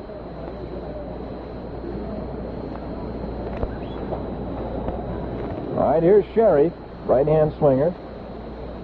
Dodger pitcher number 2. The first one to him is fouled back into the upper deck behind home plate. Strike 1 count. Los Angeles scored in the first inning and in the third, singletons each time.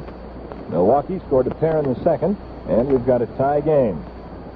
Both teams would like very much to get off the first game jump, win the first one before heading for Los Angeles tomorrow. Sherry swings and misses and really spun around. He looked like an outfielder, Tony, going for the home run batting championship, didn't he? Some of those boys really wind up and go after him.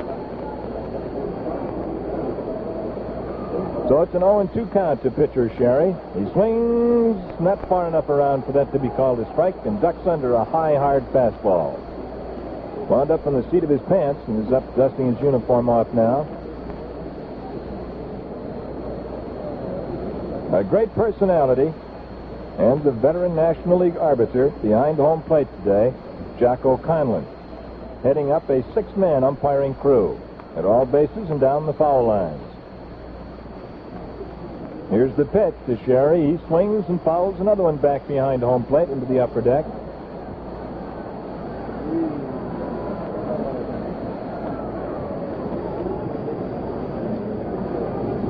The game being played under a gray mantle of clouds at Milwaukee today. And just a little bit of a drizzle now. The weather situation has improved. It is still raining, but very lightly. Sherry swings at the next one, fouls it off the plate into foul territory. Crandall makes a 1-bounce pickup and fires it back to his battery mate, Carlton Willie.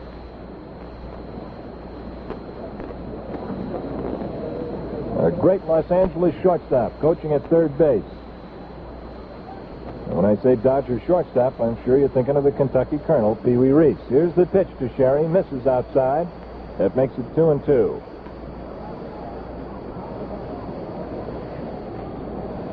The leadoff hitter, Junior Gilliam, is on deck. These two teams tied up at 2-2 in the top of the fourth. Here's the pitch. Sherry swings and gets a small piece, enough to raise its flight into the screen behind home plate.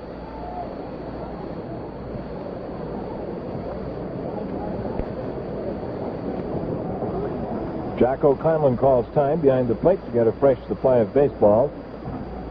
The outfield for Sherry is just about medium depth and pulled slightly toward the left field line. All right, Willie with the 2-2 pitch to his pitching opponent of the moment. It's fouled again back into the screen, and Sherry is making Willie throw a lot of pitches. Danny McDevitt started for Los Angeles.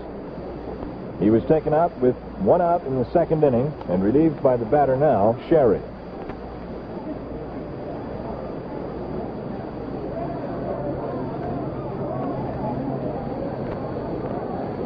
I'd really like to deposit this guy on the bench and get past him. Here's the 2-2, and it goes high, way above his head for ball 3, 3-2.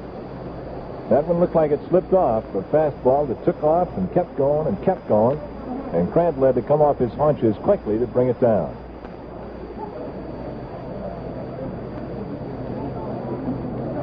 All right, Sherry waits. Here's the pitch to him, and it's a high pop foul out of play.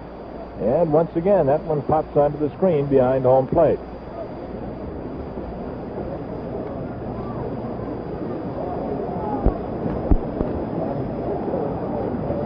Full count of 3-2 to the Dodger pitcher. The leadoff man, Gilliam, the on-deck batter, is one away with nobody on in the top of the fourth inning at Milwaukee, and it's a 2-2 game. All right, here it is from Willie. He's cut on and fouled again. Tony, get out a new score sheet for foul balls. We're running out of space. He's costing us money out there. You know that, don't you? There's a high hill down the right field line and out of the ballpark here at Milwaukee, which must be, I should say, almost a mile from home plate. That hill, which has a view of probably 3/4 of the playing field, is filled with people. Here it is. It is ball four, and he lost him.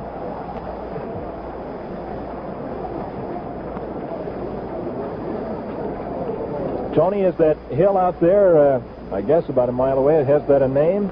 I don't know if it has a name or not. It was partially constructed by the Milwaukee Braves for the veterans who are at Woods Hospital, which is right over in that neighborhood. And a lot of the boys who have a chance to get away from the hospital come over and sit up there and watch the ball game. Pretty good sunshine spot for them in the summer. All right, here's Gilliam. Teammate at first base, pitcher Sherry. Gilliam has fouled out and flied out. The pitch to Junior, and he takes outside for a ball. 1-0. So once again, a team has a chance with a runner on to move ahead. Lead run represented at first base. Gilliam waits for the pitch from Carlton Willie. He swings, and there's a high pop-up. Back of the plate, Crandall and Matthews. Matthews calls, and he takes it about 5 feet from home plate, straddling the base path, down the third base side. So that makes it 2 away. Leaves Sherry at first base and brings up Charlie Neal. After Gilliam popped out, WOKO lost the radio signal for the rest of the fourth inning. So we'll give you what happened in the fourth inning and then take you to the fifth inning of play. To end the inning for the Dodgers in the top of the fourth, Charlie Neal flied out to Pafko in short left field. And for the Dodgers in the fourth inning, they got no runs, no hits, there were no errors, and there was 1 man left. Before the bottom half of the fourth inning started, it stopped raining. Johnny Logan struck out to begin the inning for the Braves. Following the strikeout, Del Crandall lined a single to left field. Bill Bruton then forced Crandall at second base, Gil Hodges picking up the ground ball and throwing to Maury Wills for the force out. Then Carlton Willie, the pitcher, singled to center field, Bruton stopping at second base. However, the inning ended when Bobby Avila was called out on strikes. So for the Braves in the fourth inning, no runs, 2 hits, no errors, and there were 2 left. So at the end of 4 innings of play, the score is the Dodgers 2 and the Braves 2. Now let's return to the radio broadcast from Milwaukee, where Bob Finnegan and Tony Flynn are on board again to bring you the remainder of Game 1 of the best-of-3 National League Playoff Series between the Dodgers and the Braves. Take the mic over, Tony. Sounds good to me. How about you? Let's try some of that prize-winning Pabst Blue Ribbon beer flavor and see how good the good old days really were. Well, we have a 2-2 ball game here at County Stadium as we go into the top half of the fifth inning with the Dodgers and the Braves in the opening game of the 1959 National League Playoffs. 3 games to decide who will take on the Chicago White Sox for the World Series battle. And right now, you can't say either team has got the best chance. They've been playing a real even ball game. Hits-wise, 6 for the Los Angeles Dodgers, 4 for Milwaukee. The original starting pitcher in the ball game for the Dodgers, McDevitt, has been replaced by Larry Sherry, while Carlton Willie, who started the ball game for the Milwaukee Braves, is still working the game. As the leadoff batter steps in on the top of the fifth, there again is Bob Finnegan. And to open the fifth inning for Los Angeles, it's Wally Moon. Moon, the left fielder, bounced out to the pitcher and hit a fielder's choice ground ball to the shortstop. Willie into the motion, fires one. It's a changeup ball that goes right down the middle for a strike. A beautiful pitch, the big full motion, and the ball steaming in at half to 3/4 speed. So it's a strike 1 count. Here's the next pitch. It's strike 2, the fastball this time. Willie goes out in front 0-2 against Moon. Moon, who led all the L.A. batters against Milwaukee pitching with a .395 percentage in the games between the two teams. Here it is to Moon. He starts to go for that one. Holds off. It's low for a ball. And Crandall almost fired it down to Matthews, as he would have on a third strike.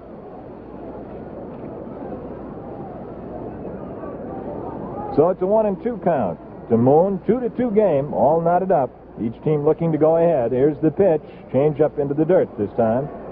And the count goes even at 2 balls and 2 strikes. Moon is the first hitter in the top half of the 5th inning here at Milwaukee. Moon has been a big help to Los Angeles all season. Came over to them in a trade with the St. Louis Cardinals. Carlton Willie into the full motion. The slim right-hander delivers. There's a ground ball past the first baseman into right field. A ground ball single past the outstretched glove of Joe Adcock, and the leadoff hitter for Los Angeles goes aboard.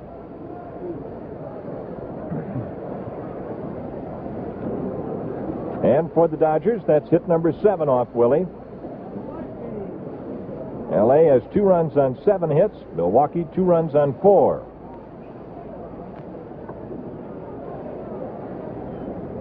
All of the hits thus far this afternoon have been for no more than 1 base. Norm Larker, who is 2 for 2, he's got 2 base hits and 2 trips as the batter, left-hand swinger. First pitch is cut on, fly ball, straightaway center. Billy Bruton coming in, camped. He grabs it for out number 1. And Moon holds on at first. Here's Gil Hodges. Hodges has been up twice. He's walked and singled to left.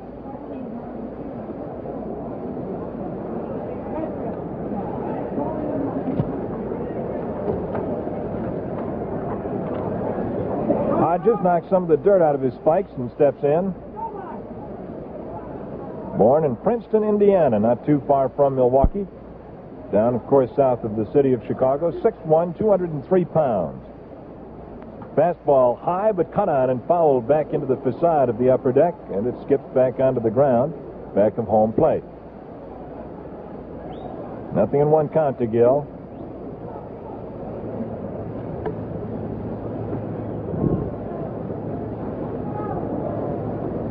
Hodges steps out of the batter's box and looks down at third base coach Pee Wee Reese and gets whatever sign is to be flashed.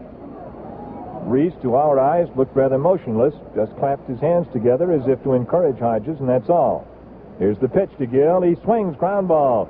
Matthews can't get it. The shortstop to second for the force play, and Hodges goes on a fielder's choice. Matthews cut in front of Logan, tried to grab that one, but Logan made the play on a relatively slowly hit ground ball. His throw to Avila was in time to force Moon, and it's 2 away. Short to second.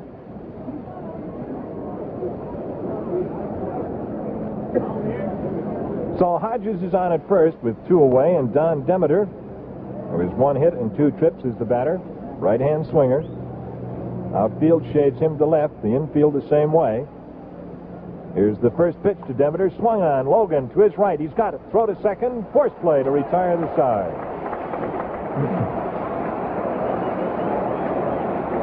So the totals on the 5th inning for Los Angeles: no runs on 1 hit.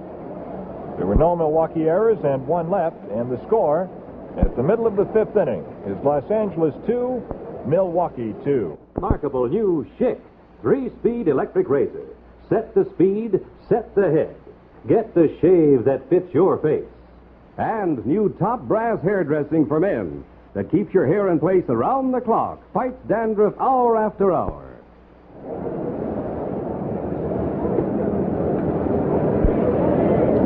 This is Bob Finnegan back at County Stadium in Milwaukee, Wisconsin, along with Tony Flynn of Milwaukee. Tony, it couldn't be any tighter at this point, could it? No, it couldn't. The Dodgers scoring a single run in the first and another in the third. Have had men on base fairly frequently. The Braves mounted only 1 large offense, and that was in the second when they combined a walk, 2 singles, and an error to score 2 runs and momentarily take the lead. The Dodgers came right back to tie it in the top of the third, and it's been an even ball game since that time. We're going now into the bottom half of the 5th inning. Eddie Matthews in the batter's box. Here's Bob. Matthews is 0 for 2 today. The first pitch to him sails high, a fastball for ball 1. Sherry came on with 1 away in the second inning in relief of McDevitt. And since that time, he has given up 1 hit. 2 hits, rather, both in the 4th inning. 2-2 game. Next pitch to Matthews is inside for a ball, and that makes it 2-0. The outfield is playing Matthews very deep as well they might. And they are shaded toward right, not too much, however. Matthews leading off the 5th. Swings and misses at a changeup curveball, and that takes the count to 2-1. 2 balls and 1 strike. Here in the 5th inning, it'll be Matthews, Aaron, and Adcock in that order against Sherry.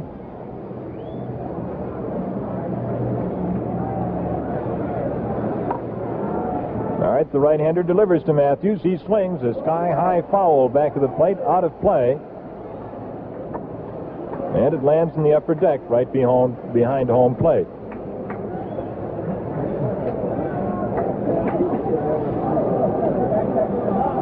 Eddie Matthews, the first batter for Milwaukee in the last half of the 5th inning. Matthews struck out in the 1st inning. He bounced out to the second baseman in the 2nd. The third baseman, Junior Gilliam, way off the line at 3rd. Here's the pitch to Matthews. Swung on. Fly ball straight away center. The center fielder, Demeter, slips. He can't get to it, but the left fielder, Moon, cuts in front of him and makes the catch. A fly ball to left center that looked like it might fall in, but hung high enough for the left fielder, Wally Moon, fleet of foot, to get over to make the catch. So it's 1 away, and here's Aaron. Aaron has been up twice, but officially for the day has not yet been up. He's walked twice.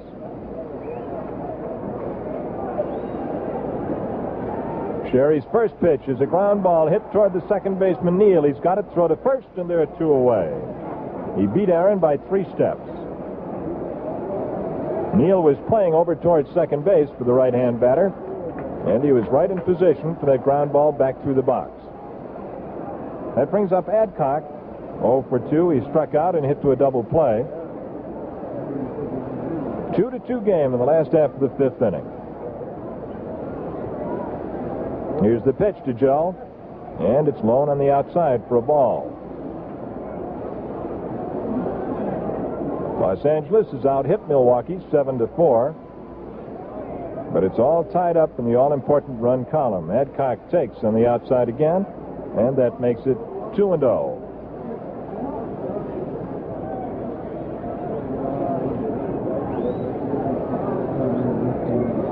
Two down in the 5th for Milwaukee. All of the scoring done in the first 3. He takes a half swing and not far enough at a low outside fastball, and that takes it to 3-0. 3-0 count to Adcock with Pafko on deck.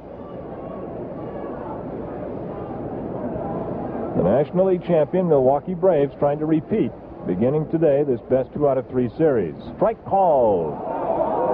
High and outside, and Adcock steps out of the box, comes back to Conlon, says something, then just stands next to him and knocks the dirt out of his spikes. 3-1.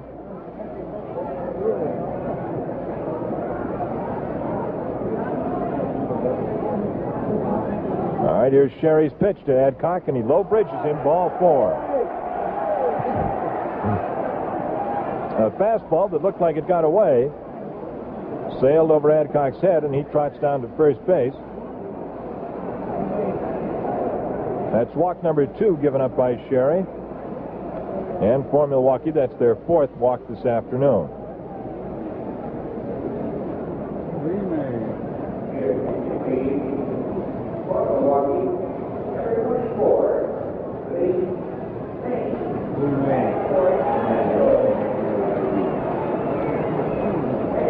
Andy Pafko is being lifted here in the 5th inning for Lee May, M-A-Y-E, a left-hand batter.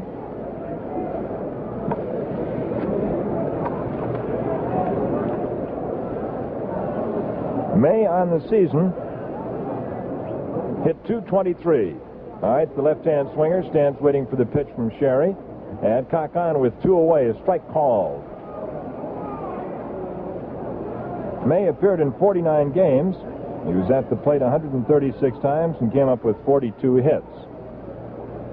In the extra base department, he had 4 home runs. Sherry looks out toward the scoreboard.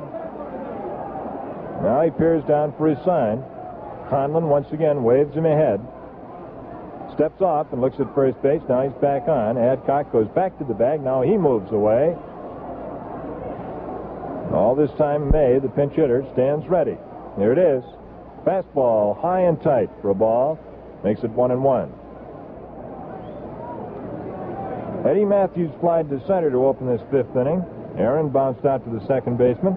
Adcock drew a walk, and Pafko is lifted for Lee May, a pinch hitter. The National League playoff game, the first in the best 2 out of 3 series. This one from Milwaukee, tomorrow from L.A. Here's the pitch to May. Swung on, line shot to short left field. It falls in. It's a hit. He golfed one out into left field. The ball fell about 10 feet in front of Moon, who caught it on the first hop. On the play, Adcock moved to second. That's hit number 5 for Milwaukee against 7 for the Dodgers. And so Milwaukee has a scoring opportunity. In the first 4 innings, Milwaukee left 5 men stranded. Los Angeles, in the first 5 innings, has left a total of 7 men on. All right, here's Logan, walked and struck out in 2 previous trips. And the crowd begins to get behind the hitter. Fastball just outside. Ball. 1-0 count to Logan. Logan on the year hit .289. He knocked in 50 runs with 17 doubles and 13 home runs. Runner at first with a big lead. Here it is to Logan. He reaches out for an outside fastball and fouls it into the screen. The count is 1-1.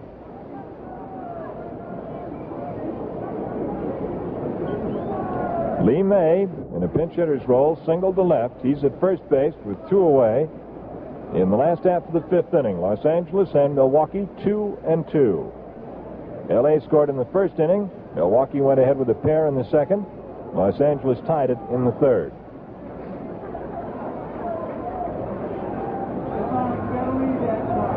All right, here's the stretch by Sherry. The pitch is cut on and fouled, but held by the catcher. 1-2. Ball 1, strike 2 count.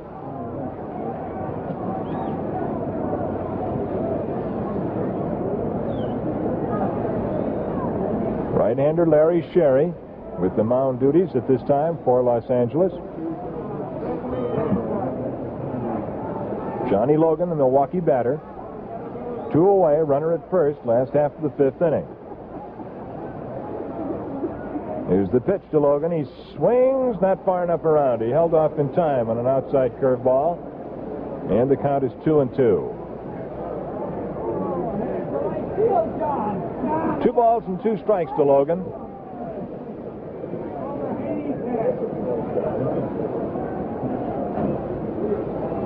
The first baseman, Gil Hodges, not playing the base runner. He's off in a defensive fielding position. And May takes a good lead. There's a ground ball down to the second baseman, Neal. He's got it to throw to first to retire the side. Logan is out by 3 or 4 steps. Second baseman to first to end the inning. And so once again, Milwaukee has left 2 runners aboard. No runs, 1 hit. No errors, 2 left. The score at the end of 5 full innings of play is Los Angeles 2, Milwaukee 2. Lee May, who singled for Pafko in the last half of the 5th inning, has gone into play left field in place of Pafko. And the outfield for Milwaukee now is May in left, Bruton center, Aaron right. The infield, Matthews, Logan, Avila, and Adcock from third to first. Carlton Willie, the starter, and the pitcher now for Milwaukee, Del Crandall, the catcher. And the first hitter in the 6th inning for Los Angeles is the catcher, John Roseboro. Left-hand swinger, and the first pitch to him is a little bit low for ball 1.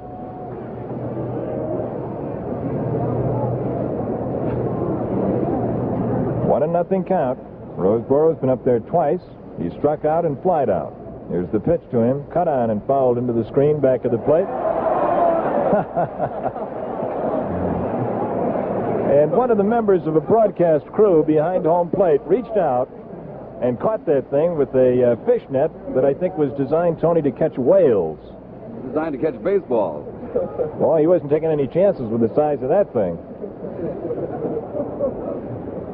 All right, 1-1 to Roseboro. It's low for a ball. 2-1. Is that a regular occurrence? Is he part of the... That's Earl Gillespie, who does the games out of the Milwaukee area very regularly, and they send these baseballs autographed by the players to sick children in the hospital. Oh, that's wonderful. 2-1. Roseboro, the batter. Cut on, fly ball, deep right, going. Aaron back against the fence. It is gone. A home run.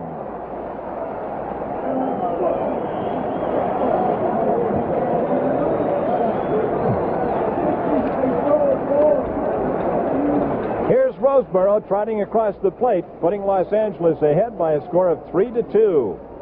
A terrific belt that must have traveled 375 feet from home plate. It landed halfway up the temporary bleachers deep of the right field fence. He really ticketed that one. That's hit number 8, and Los Angeles now leads in the top of the 6th inning, 3-2 against Milwaukee. The hitter is Maury Wills, the shortstop. The first pitch strike called from Willie. For Roseboro, that's his 10th home run of the year. He hit 9 in the regular season and really pickled that one for his 10th. Wills is 0 for 2. Here's the next pitch to him. A pop foul off the bat handle, wide of third, but into the seats. No play on it.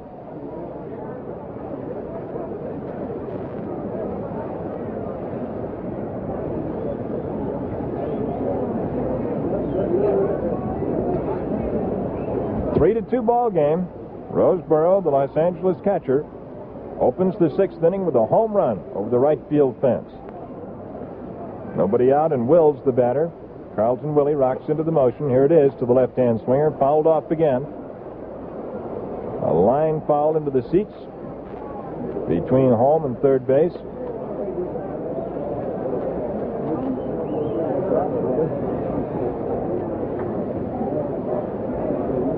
So it's an 0-2 count to the L.A. shortstop.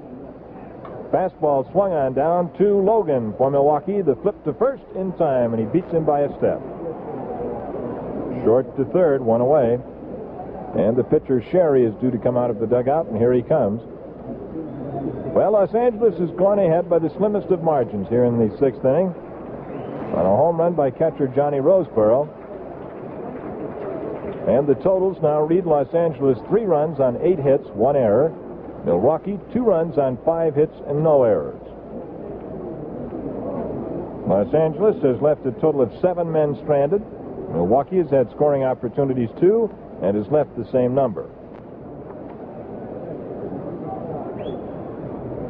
All right, Sherry gets the first pitch from Willie, and he goes for a high one, fouls it off into the seats, wide of first.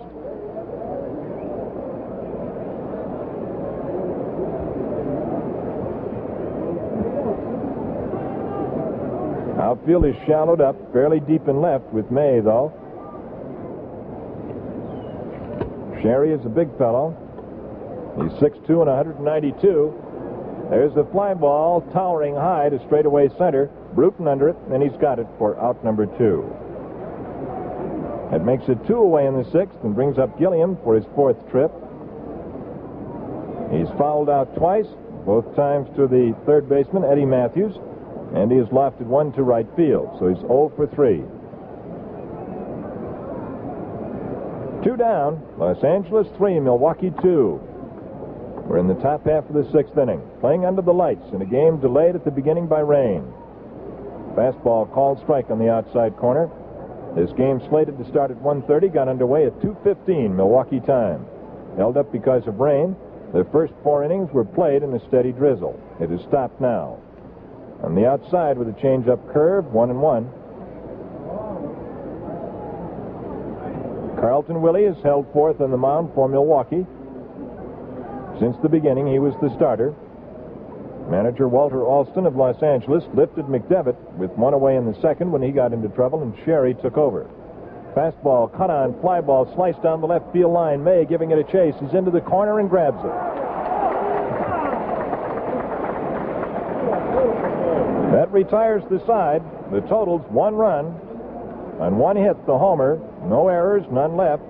The score at the end of the top half of the 6th inning is Los Angeles 3, Milwaukee 2. You know, people are quick to recognize a real winner. And that's why so many men are now using Top Brass hairdressing. Here's why. Keeps hair in place around the clock. Top Brass for men. Fights dandruff hour after hour. Top Brass for men. Top Brass. Men, with Top Brass, you get all the important things you've always wanted in a hairdressing. Top Brass not only keeps your hair in place around the clock, but at the very same time, Top Brass fights dandruff hour after hour. The secret of Top Brass's success? It's in the exclusive Top Brass combination formula that gives you a new kind of greaseless holding action never before in a men's hairdressing. Plus, built-in active medication to scientifically fight dandruff.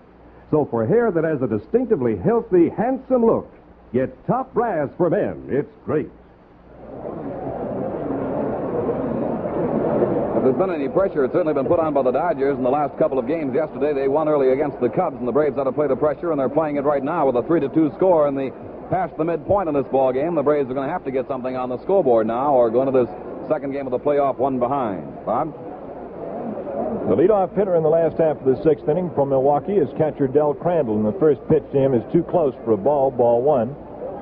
Each team has had numerous scoring opportunities. As a matter of fact, Milwaukee has had at least one base runner in every inning through the first 5. We're beginning the last half of the 6th now. Here's the pitch to Crandall. He swings and puts one on the ground to the shortstop, Wills. The throw to first in time, and there's one away. A routine ground ball down to the shortstop, and Crandall is out, 1 down. That sends to the plate Billy Bruton with 1 hit and 2 trips. We mentioned that Milwaukee has had at least one base runner an inning. On the other side of the fence, Los Angeles has had a base runner in every inning, with the exception of the second, when Willie struck out the side. All right, Bruton, left-hand batter. Sherry fires. It's low for a ball, a curveball. Well, the appearance of this field in this stadium right now is certainly just like a night game. It's a dark day with the lights on. A line drive, and the second baseman, Charlie Neal, makes the spear of the ball, heading back onto the right field grass and toward the foul line. That's 2 away as Bruton lines out to the second baseman. And Willie, the pitcher, is due, and we're going to get a pinch hitter. And that looks like Enos Country Slaughter.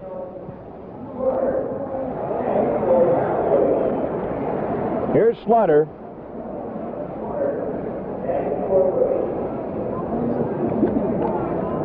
Enos Country Slaughter, acquired by Milwaukee from the New York Yankees. He has appeared in 9 games for Milwaukee. He's been at bat 16 times and has had 3 hits. Well, this fellow is used to a lot of baseball and a lot of pressure. Batting with 2 away in the first one to Slaughter is too close. He backs away from ball 1. 2 down in the 6th. Slaughter batting for Willie will get a new pitcher. Here's the next pitch to Slaughter, a strike, a fastball. And Sherry looks like he has picked up speed, if anything, here in the 6th inning. L.A. 3 runs on 8 hits. Milwaukee 2 runs on 5. The difference between the 2 clubs, a home run in the top of this inning by L.A. catcher John Roseborough. There it is to Slaughter. He pulls his feet back from a low inside fastball, and it's 2-1.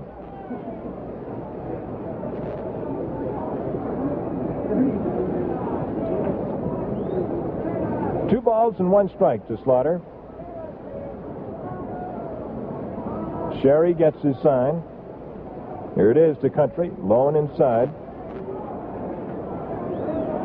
And Sherry, in this inning at least, seems to have established a quicker and more constant pitching motion.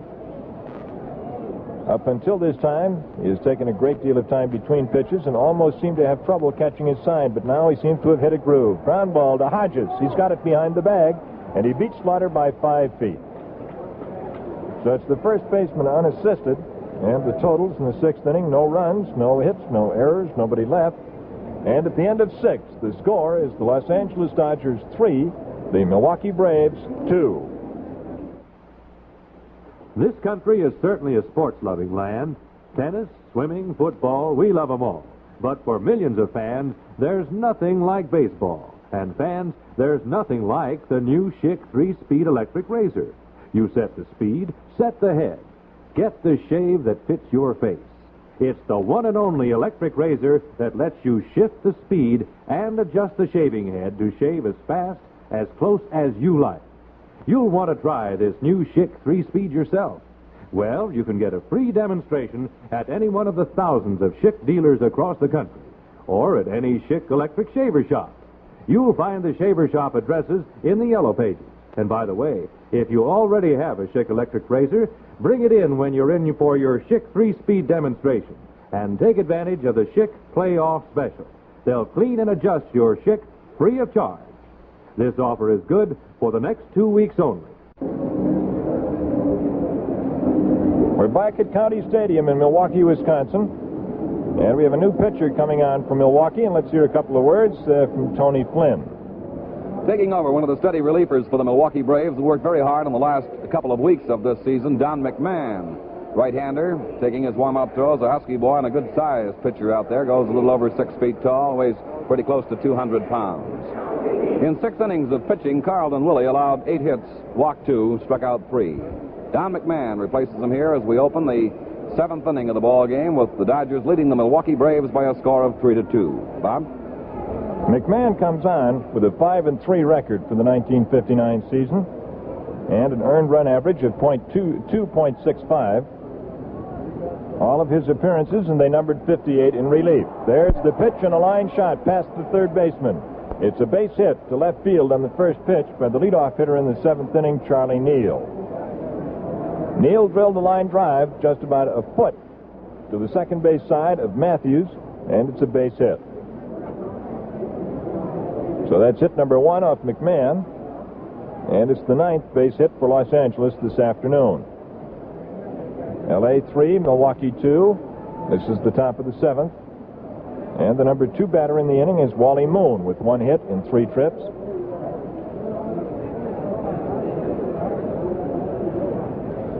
Neal at first base with the leadoff single here in the 7th.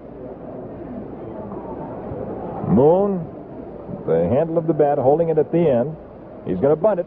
He lets it go by for a ball high. He's shortened up. And Crandall trots out to talk to McMahon. A ball, 1 count. And Fred Haney, apparently, at least on that first pitch, had called for the sacrifice. Or it may have been a show. We'll see now. McMahon, the big right-hander, looks at first base at Neal. Throw to first, Neal back. Moon waiting for the next pitch. Here's the stretch. The pitch is bunted, but foul. It's still fair, rolls foul. It rolled foul about 10 feet down the first baseline, with Crandall and Adcock both looking down at it. So the count goes to 1-1. And once again, the bunt was on.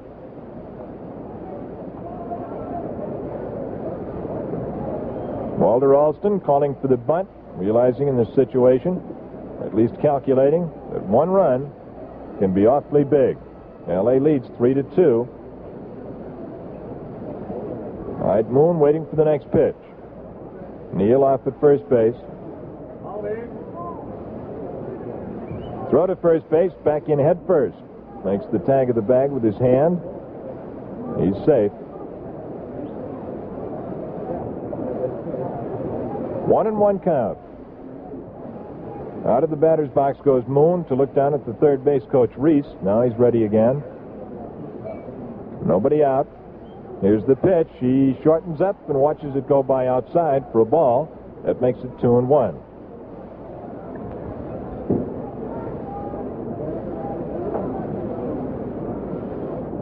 2-1 count. Wally Moon, the hitter. The L.A. left fielder. Brought a .300 average into the game, the highest of today's starters. Here's the pitch. He bunts in the air. The pitcher, McMahon, drops the ball. Throw to first base. The runner does not advance. And I believe the umpire at first base is calling the infield fly rule. The runner at first held, Neal. The popped-up bunt was dropped by McMahon. But the signal from the first base umpire was that the infield fly rule applied. The batter is out, and the runner holds at first. So it's 1 away. Neal still there at first base, and Larker, who's had 2 hits and 3 trips, the left-hand batter, steps up. This is Bob Finnegan along with Tony Flynn at Milwaukee for the first of the 1959 National League Pennant Playoff games. Tomorrow from Los Angeles, providing we can get through this weather, and it looks pretty heavy today. Here's the pitch, swung on, fly ball into left field, falls in. It's a base hit. Neal holds up at second as the throw comes in from May to third base. And that puts L.A. runners at first and at second. And Los Angeles now has 10 hits. A pinch runner is coming on for Larker.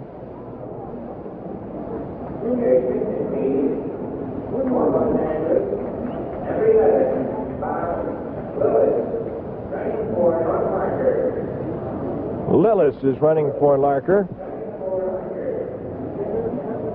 Larker goes out of the game for Los Angeles, and we'll have a new right fielder in the bottom half of the 7th inning. Los Angeles 3, Milwaukee 2. Hodges the batter. He's had 1 hit and 2 official trips, and he has walked. Neal at second. Larker at first. There's 1 away. Los Angeles has now doubled Milwaukee's hit output 10-5. Fastball hangs high and inside for ball 1. Although Milwaukee knocked out McDevitt in the 2nd inning, Sherry, since he has come on, pitching the rest of the 2nd, the 3rd, 4th, 5th, and 6th, has given up only 3 hits in that span. Here's the stretch by McMahon. Runners at first and second, edge away. Hodges swings and fouls it back into the screen. It's a strike. 1-1 count.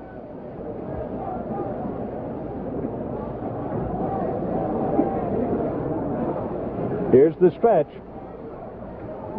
And the pitch to Hodges. He swings, ground ball down to the third baseman Matthews. Throw to second to Avila. 1. Relay to first. Double play.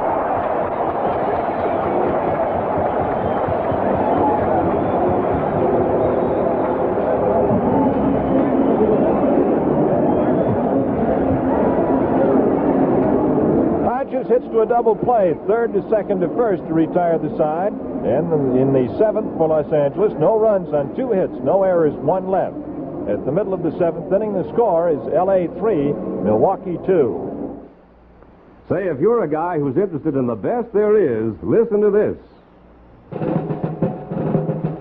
Keeps hair in place around the clock. Top brass for men. Fights dandruff hour after hour. Top brass for men. Top brass. Yes, men, Top Brass does a real job of grooming your hair, but that's just the beginning. Because Top Brass gives you the answer to your 2 biggest hair problems, dryness and dandruff. Now, you know what dry scalp means. Your hair looks dull and lifeless. Before you know it, you're brushing dandruff off your collar. But with Top Brass, that just can't happen. You see, first, Top Brass puts back moisture so it stops dry scalp. And second, it's medicated to fight dandruff. And get this, Top Brass is 100% non-greasy. So remember, Top brass for men. It's great.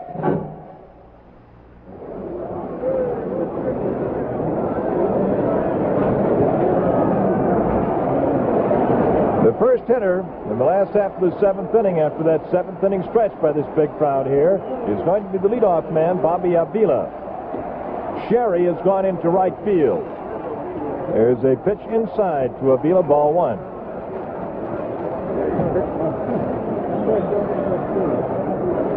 WOKO in Albany, New York. All right, here's Sherry's pitch to Avila. Swung on. That handle pop-up back of shortstop. Wills back there, and he's got it for out number 1.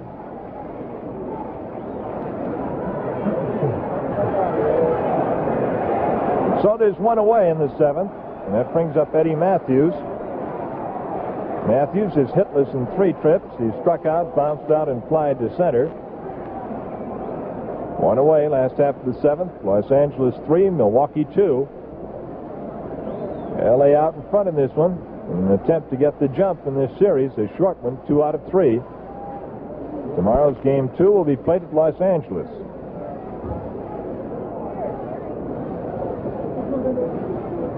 All right, Matthews the batter. Here's the pitch to Eddie. It's low for a ball. Ball 1.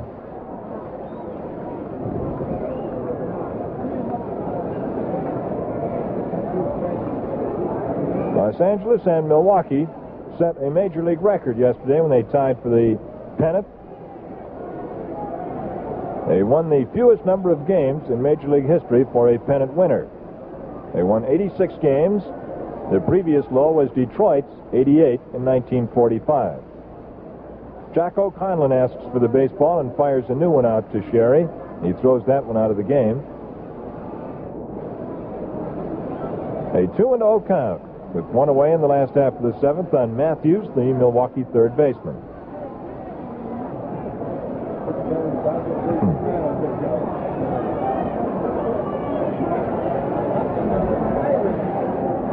All right, Sherry, who came on with one away in the 2nd, and replacing McDevitt, fires to Matthews. A fly ball straight away center. It's going to be caught in left center by Moon or Demeter. Moon takes it for out number 2. A ball sliced off towards center and faded into left center. It was caught by Moon for out number 2, and it brings up Aaron. Well, Hank has been up there 3 times. They've walked him twice, and he's bounced out once. So he's 0 for 1 today. This is the top of the order here in the 7th. Avila popped up to short. Matthews flied to left. Here's the first pitch to Aaron. He swings and fouls it into the screen, and he was going for the distance on that one. 3-2 Los Angeles. The Dodgers by 1 here in the last half of the 7th inning.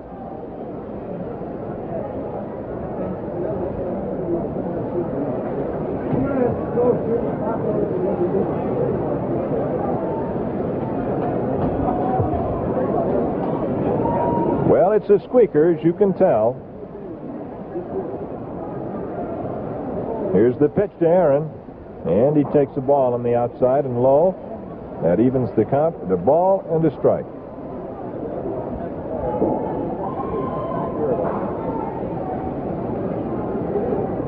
Sherry fires again to Aaron. He swings and misses at a fast curveball. Ball and 2 strikes.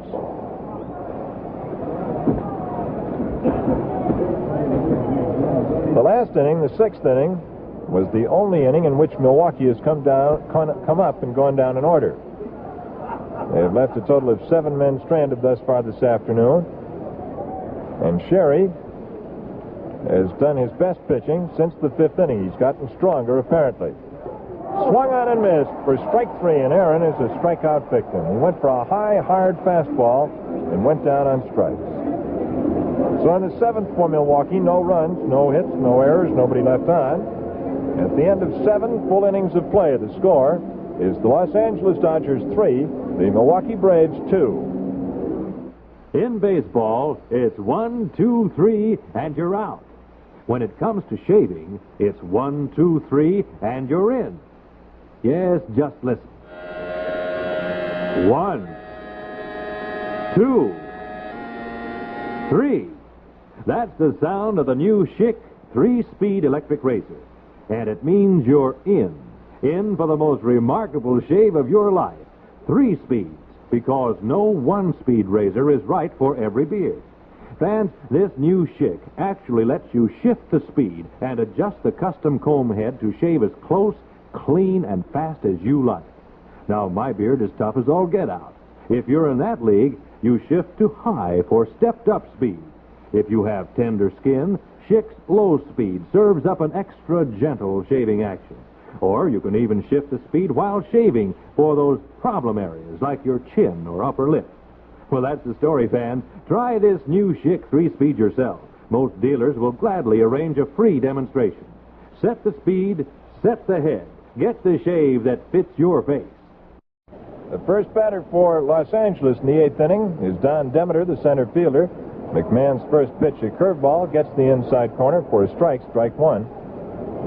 Well, L.A. is 3, Milwaukee 2. The Braves have 2 more opportunities, trailing by 1. And when they're this close, hold on. L.A. has 3 runs on 10 hits, Milwaukee 2 on 5. Here's McMahon's pitch to Demeter. He goes fishing and misses on the outside. He looked back at Conlon as if to say that bat didn't go far enough around, but Jocko ruled otherwise. Don Demeter, a hit in 3 trips. He fouls one into the dirt, a change-up curveball on the outside, and it's a 1-2 count.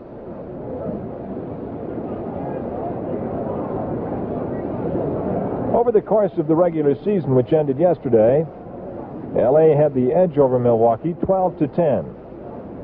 12 Los Angeles victories to 10 for Milwaukee on the 22-game set. Here's the pitch to Demeter. He swings and misses at the fastball. Strike 3.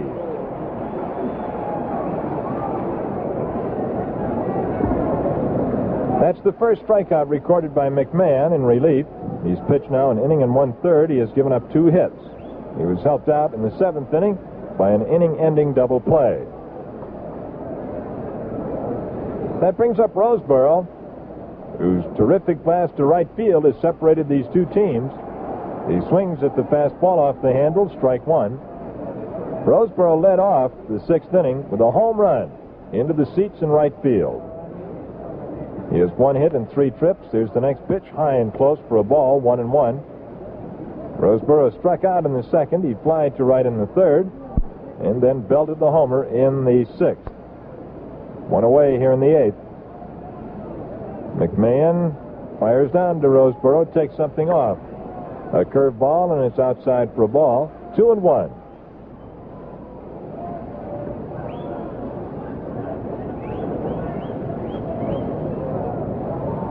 Don McMahon, the second Milwaukee pitcher. Each team has used 2. Strike call, the change-up pitch right down the middle. 2-2. Well, there was some doubt today about 1:30 as to whether or not we'd be able to play this one. But even though the first 4 innings were played in rain, it has continued. There's a fly ball. Boy, that's hit a mile into the air. It's into the right field corner in foul territory. Aaron over there right in front of the stands and makes the catch about 15 feet foul of the line. So that makes it 2 away. Roseboro hit that a mile into the air. And Aaron trotted over into the corner into foul territory and made the catch. So it's 2 away in the 8th inning. Brings up the shortstop, Maury Wills. Wills has gone hitless in 3 trips. He struck out, flied out, and bounced out. Here's the pitch to him. He fouls it into the screen. And out comes the big fishnet and makes a grab at that one. Los Angeles has left a total of 8 men on the bases thus far. Milwaukee has left 7. 0-1 count to shortstop Wills. The outfield plays him toward left, even though he's a left-hand swinger. And they shallow up just a little bit. Here it is. He swings and misses at a good fastball. McMahon really fired that one through. It's 0-2.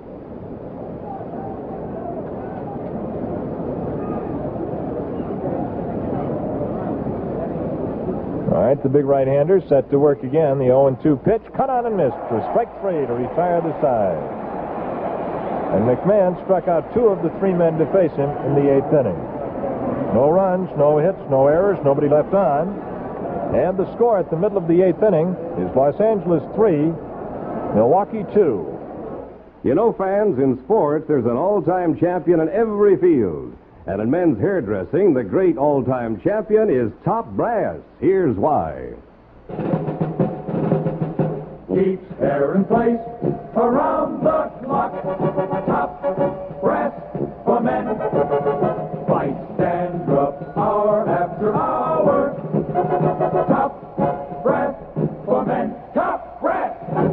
Fellas, when you see hair that has a distinctively healthy, handsome look, you can just about bet there's a Top Brass user. What's the secret?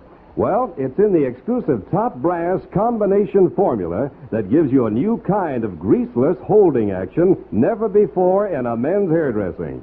Plus, built-in active medication to scientifically fight dandruff. That's the reason why men everywhere are switching to Top Brass. Top Brass for men. It's great. And don't forget those two new Top Brass grooming essentials, Top Brass Aftershave Lotion and Roll-On Deodorant. In the last half of the 8th inning at Milwaukee's County Stadium, the leadoff hitter is Joe Adcock, and the first pitch he fouls into the screen back of home plate. Larry Sherry came on for Los Angeles with one away in the second inning in relief of McDevitt. He's been on the scene since, and he has shut the Braves out since that time. Adcock, the batter. The next pitch is cut on and missed. A low fastball that he went for. 0-2. Adcock is struck out, hit to a double play, and walked in 3 trips. Milwaukee has been limited to 5 hits. They have picked up 2 off McDevitt and 3 off Sherry.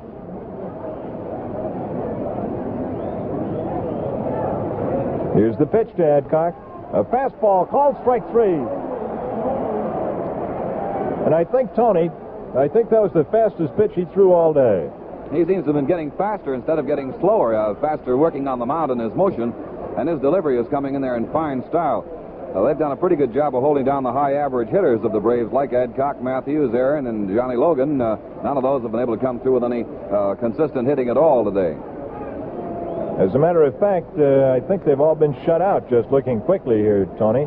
Here's the pitch to May. He swings and golfs one off the bat handle, foul to third, into the seats.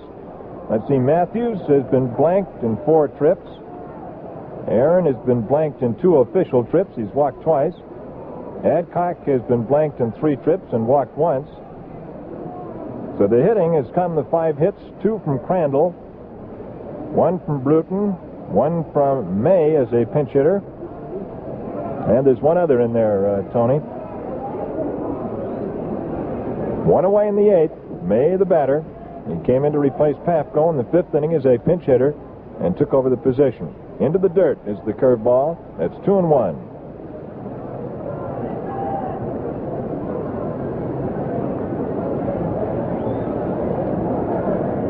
And the 5th hit was by Carlton Willie. Boy, is it dark around this ballpark, considering the fact that it's only 4:40 in the afternoon. Here's the pitch.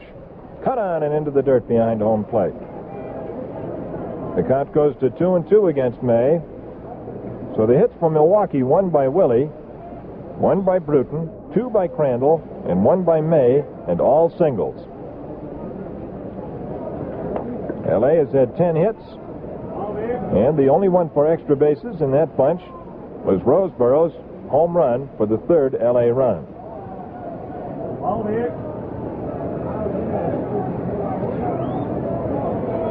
All right, Sherry gets his sign from Roseboro. A 1-run game, you got to be plenty careful. Fly ball, high but not deep. Center field, Demeter coming in. The shortstop is out there, Wills. He calls and takes it. Wills went back into short center field and stood in front of Demeter to make the catch. So that's 2 away in the 8th. Brings up Johnny Logan. Logan has walked, struck out, and bounced out.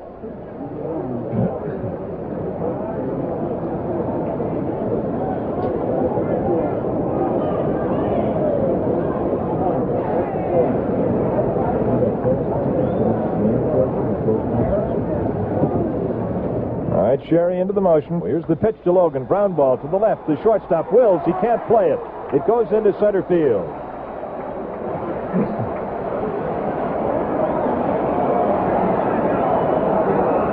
That's the first Milwaukee hit since the 5th inning. It is hit number 6 for the Braves, and it brings up Crandall.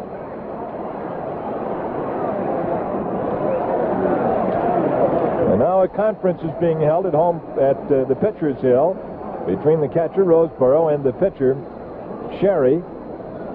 And L.A. has now, and it's very difficult to see out to the center field bullpen because of the haze, L.A. has 2 pitchers going, and Milwaukee is warming up 1-2.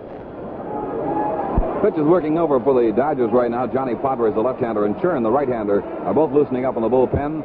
And the Braves have been working Bob Rush pretty steadily out there. I believe they have a short man going now, though. We'll check. All right, Crandall waiting for the pitch. Here it is from Sherry. Swings fly ball deep to the left field corner. Is it fair or foul? It's curving and it goes foul, but long enough for a home run had it stayed fair.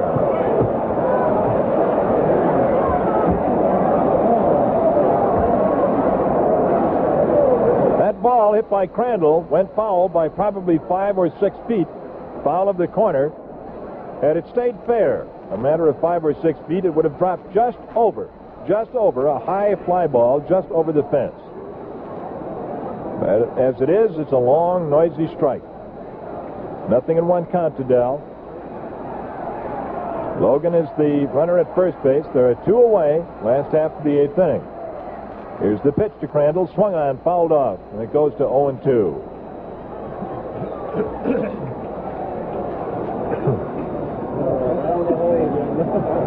Crandall, and nothing in 2 count. And the outfield overloaded to the left. The center fielder Demeter in left center. Moon deep and down the line in left. Here's the pitch to Crandall. It's outside. He misses with it. And as you can hear the crowd, he didn't miss by much. So the count is 1-2. Crandall the batter. Bruton the on-deck hitter. 2 away, and the base runner is Logan at first. L.A. leads Milwaukee 3-2. Here's the pitch to Crandall. It's high, way over his head for a ball. 2-2.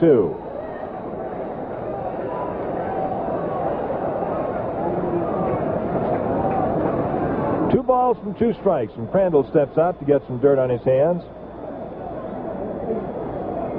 We'd like to repeat for you late tuners in that this game has been played in its entirety under the lights on a gray, rainy day. The pitch to Crandall. Pop up, first base.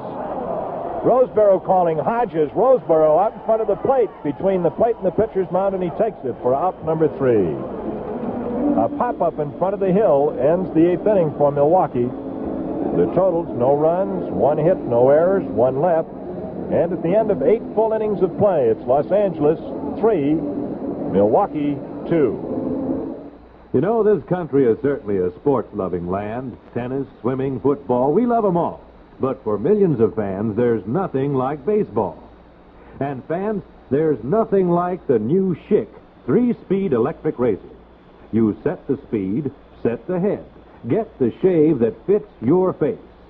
It's the one and only electric razor that lets you shift the speed and adjust the shaving head to shave as fast, as close as you like. You'll want to try this new Schick 3-speed yourself. Well, you can get a free demonstration at any one of the thousands of Schick dealers across the country, or at any Schick electric shaver shop. You'll find the shaver shop addresses in the yellow pages.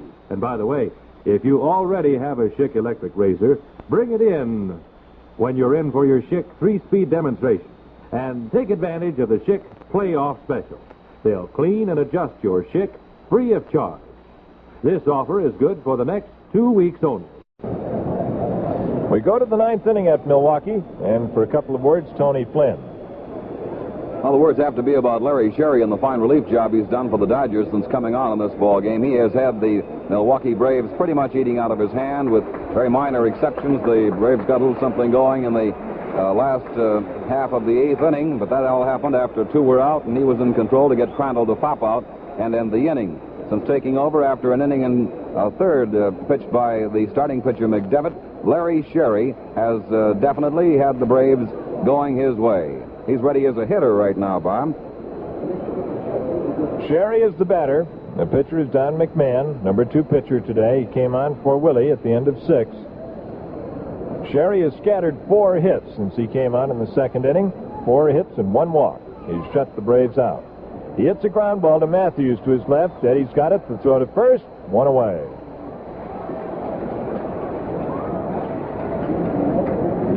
So it's one down in the ninth inning for Los Angeles. The top half, the top of the order now. Gilliam and Neal to come up in that order against McMahon.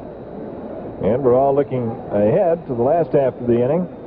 Bruton is due to lead off for Milwaukee in the last half of the ninth inning. The pitcher would be due next, McMahon, and the leadoff hitter, Avila, in that order.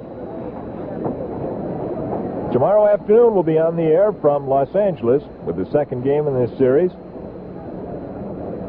The best 2 out of 3 game series to determine the National League champion, and will meet the Chicago White Sox later this week, Thursday or Friday, in Chicago. Ball on the outside and low, ball 1.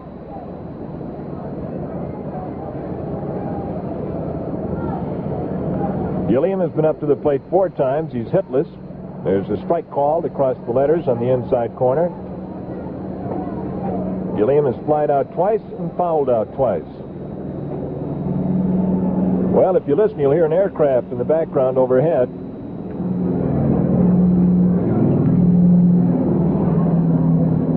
Thank you, Mr. Engineer. You really brought that one in. It sounds like it's going through the booth.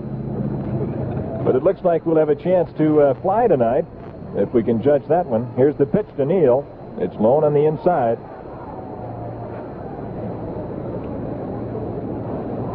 Frank Jenner from Chicago handling the controls for us today. Our chief on audio. 3-1. Here's the pitch. It's too close. He walks.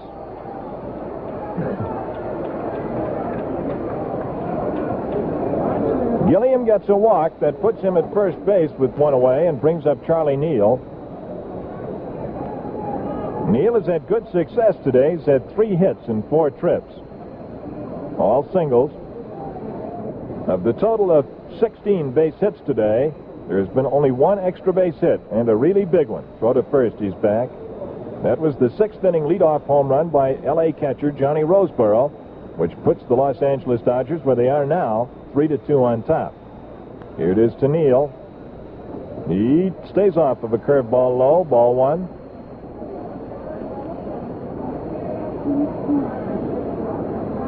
Our director today from New York City, Bill McCallum, and producer Bill Whitehouse of ABC Sports. And those fellas had to go some to get this set on short notice. Here's the pitch. Ground ball, 1 skip to Matthews. Throw to Avila at second, 1. Relay to first, a double play.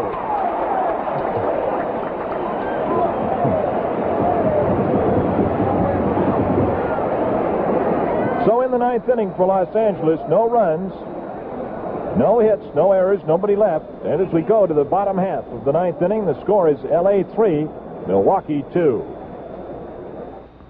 You know, people are quick to recognize a real winner. And that's why so many men are now using Top Brass hairdressing. Here's why. Keep hair in place around the clock. Top Brass for men. Fight dandruff hour after hour. Top Brass for men. Top Brass. Men, with Top Brass, you get all the important things you've always wanted in a hairdressing. Top Brass not only keeps your hair in place around the clock, but at the very same time, Top Brass fights dandruff hour after hour. The secret of Top Brass's success? It's in the exclusive Top Brass combination formula that gives you a new kind of greaseless holding action never before in a men's hairdressing. Plus, built-in active medication to scientifically fight dandruff. So for hair that has a distinctively healthy, handsome look, get Top Brass for men. It's great. The last half of the ninth inning and the last chance for Milwaukee in this first of the playoff series. Larry Sherry, the L.A. pitcher, has done a magnificent job since he came on in relief of McDevitt with 1 away in the second inning. He has permitted since that time just 4 hits, and he has shut the Braves out. Here is Bruton. Bruton has 1 for 3, and the first one to him is a strike on the outside corner, letter high.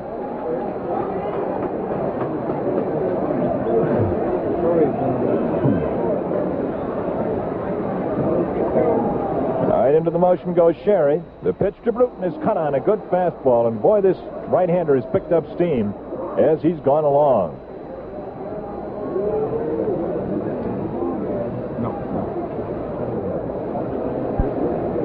0-2 count. We're going to have a show after the game. Tony will have a complete wrap-up on this afternoon's activity. Here's the pitch. He swings, fly ball deep to center. Really tagged.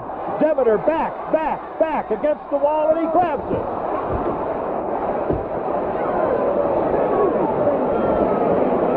Wow! Bruton really hit one to center field.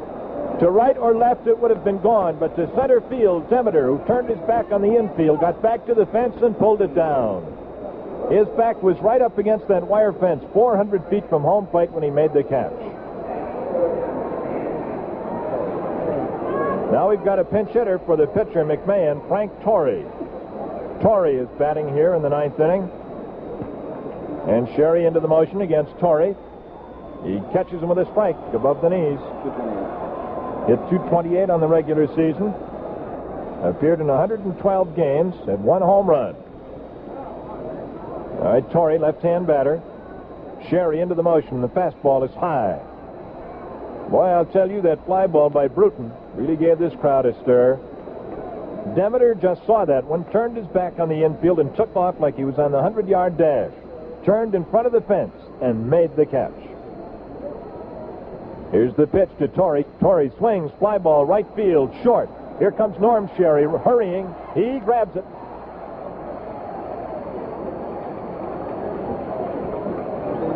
Well, Avila is due, and he's coming out. The last hope for the Braves here in the 9th inning.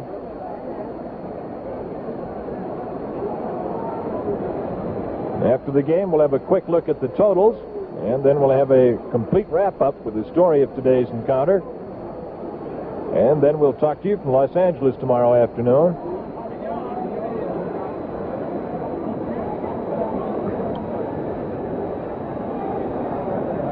Bobby Avila, who's been up to the plate 4 times and has failed to hit. The pitch is swung on a bad-handled pop-up. The third baseman, Gilliam, it's all over.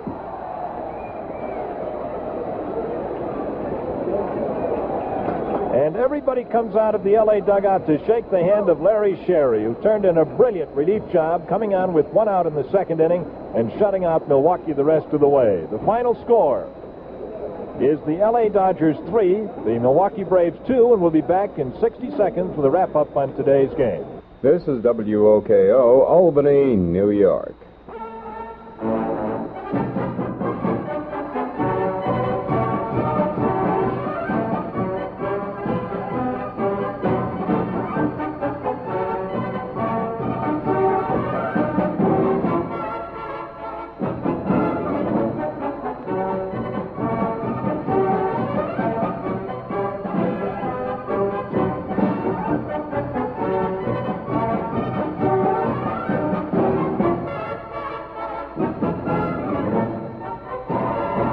Well, hi there, baseball fans. It's time now for Baseball Roundup, brought to you by Troy Buick. Both Troy Buick branches are backed by 50 years of reliability and dependability.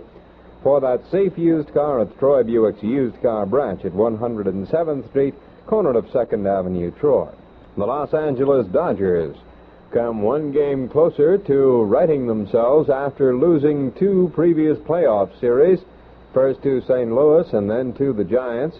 And they have at least the first game under their belt, which, according to the odds makers, they were supposed to have lost. The Braves were 6-5 favorites to take the opening game of this playoff.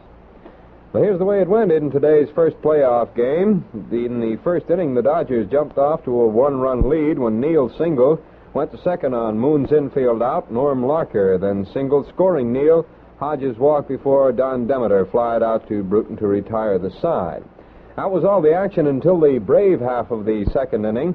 The Braves scored twice after Logan walked, went to second on Crandall's single, and then Bruton singled. Willie got by on an error on Wills, which then loaded the bases.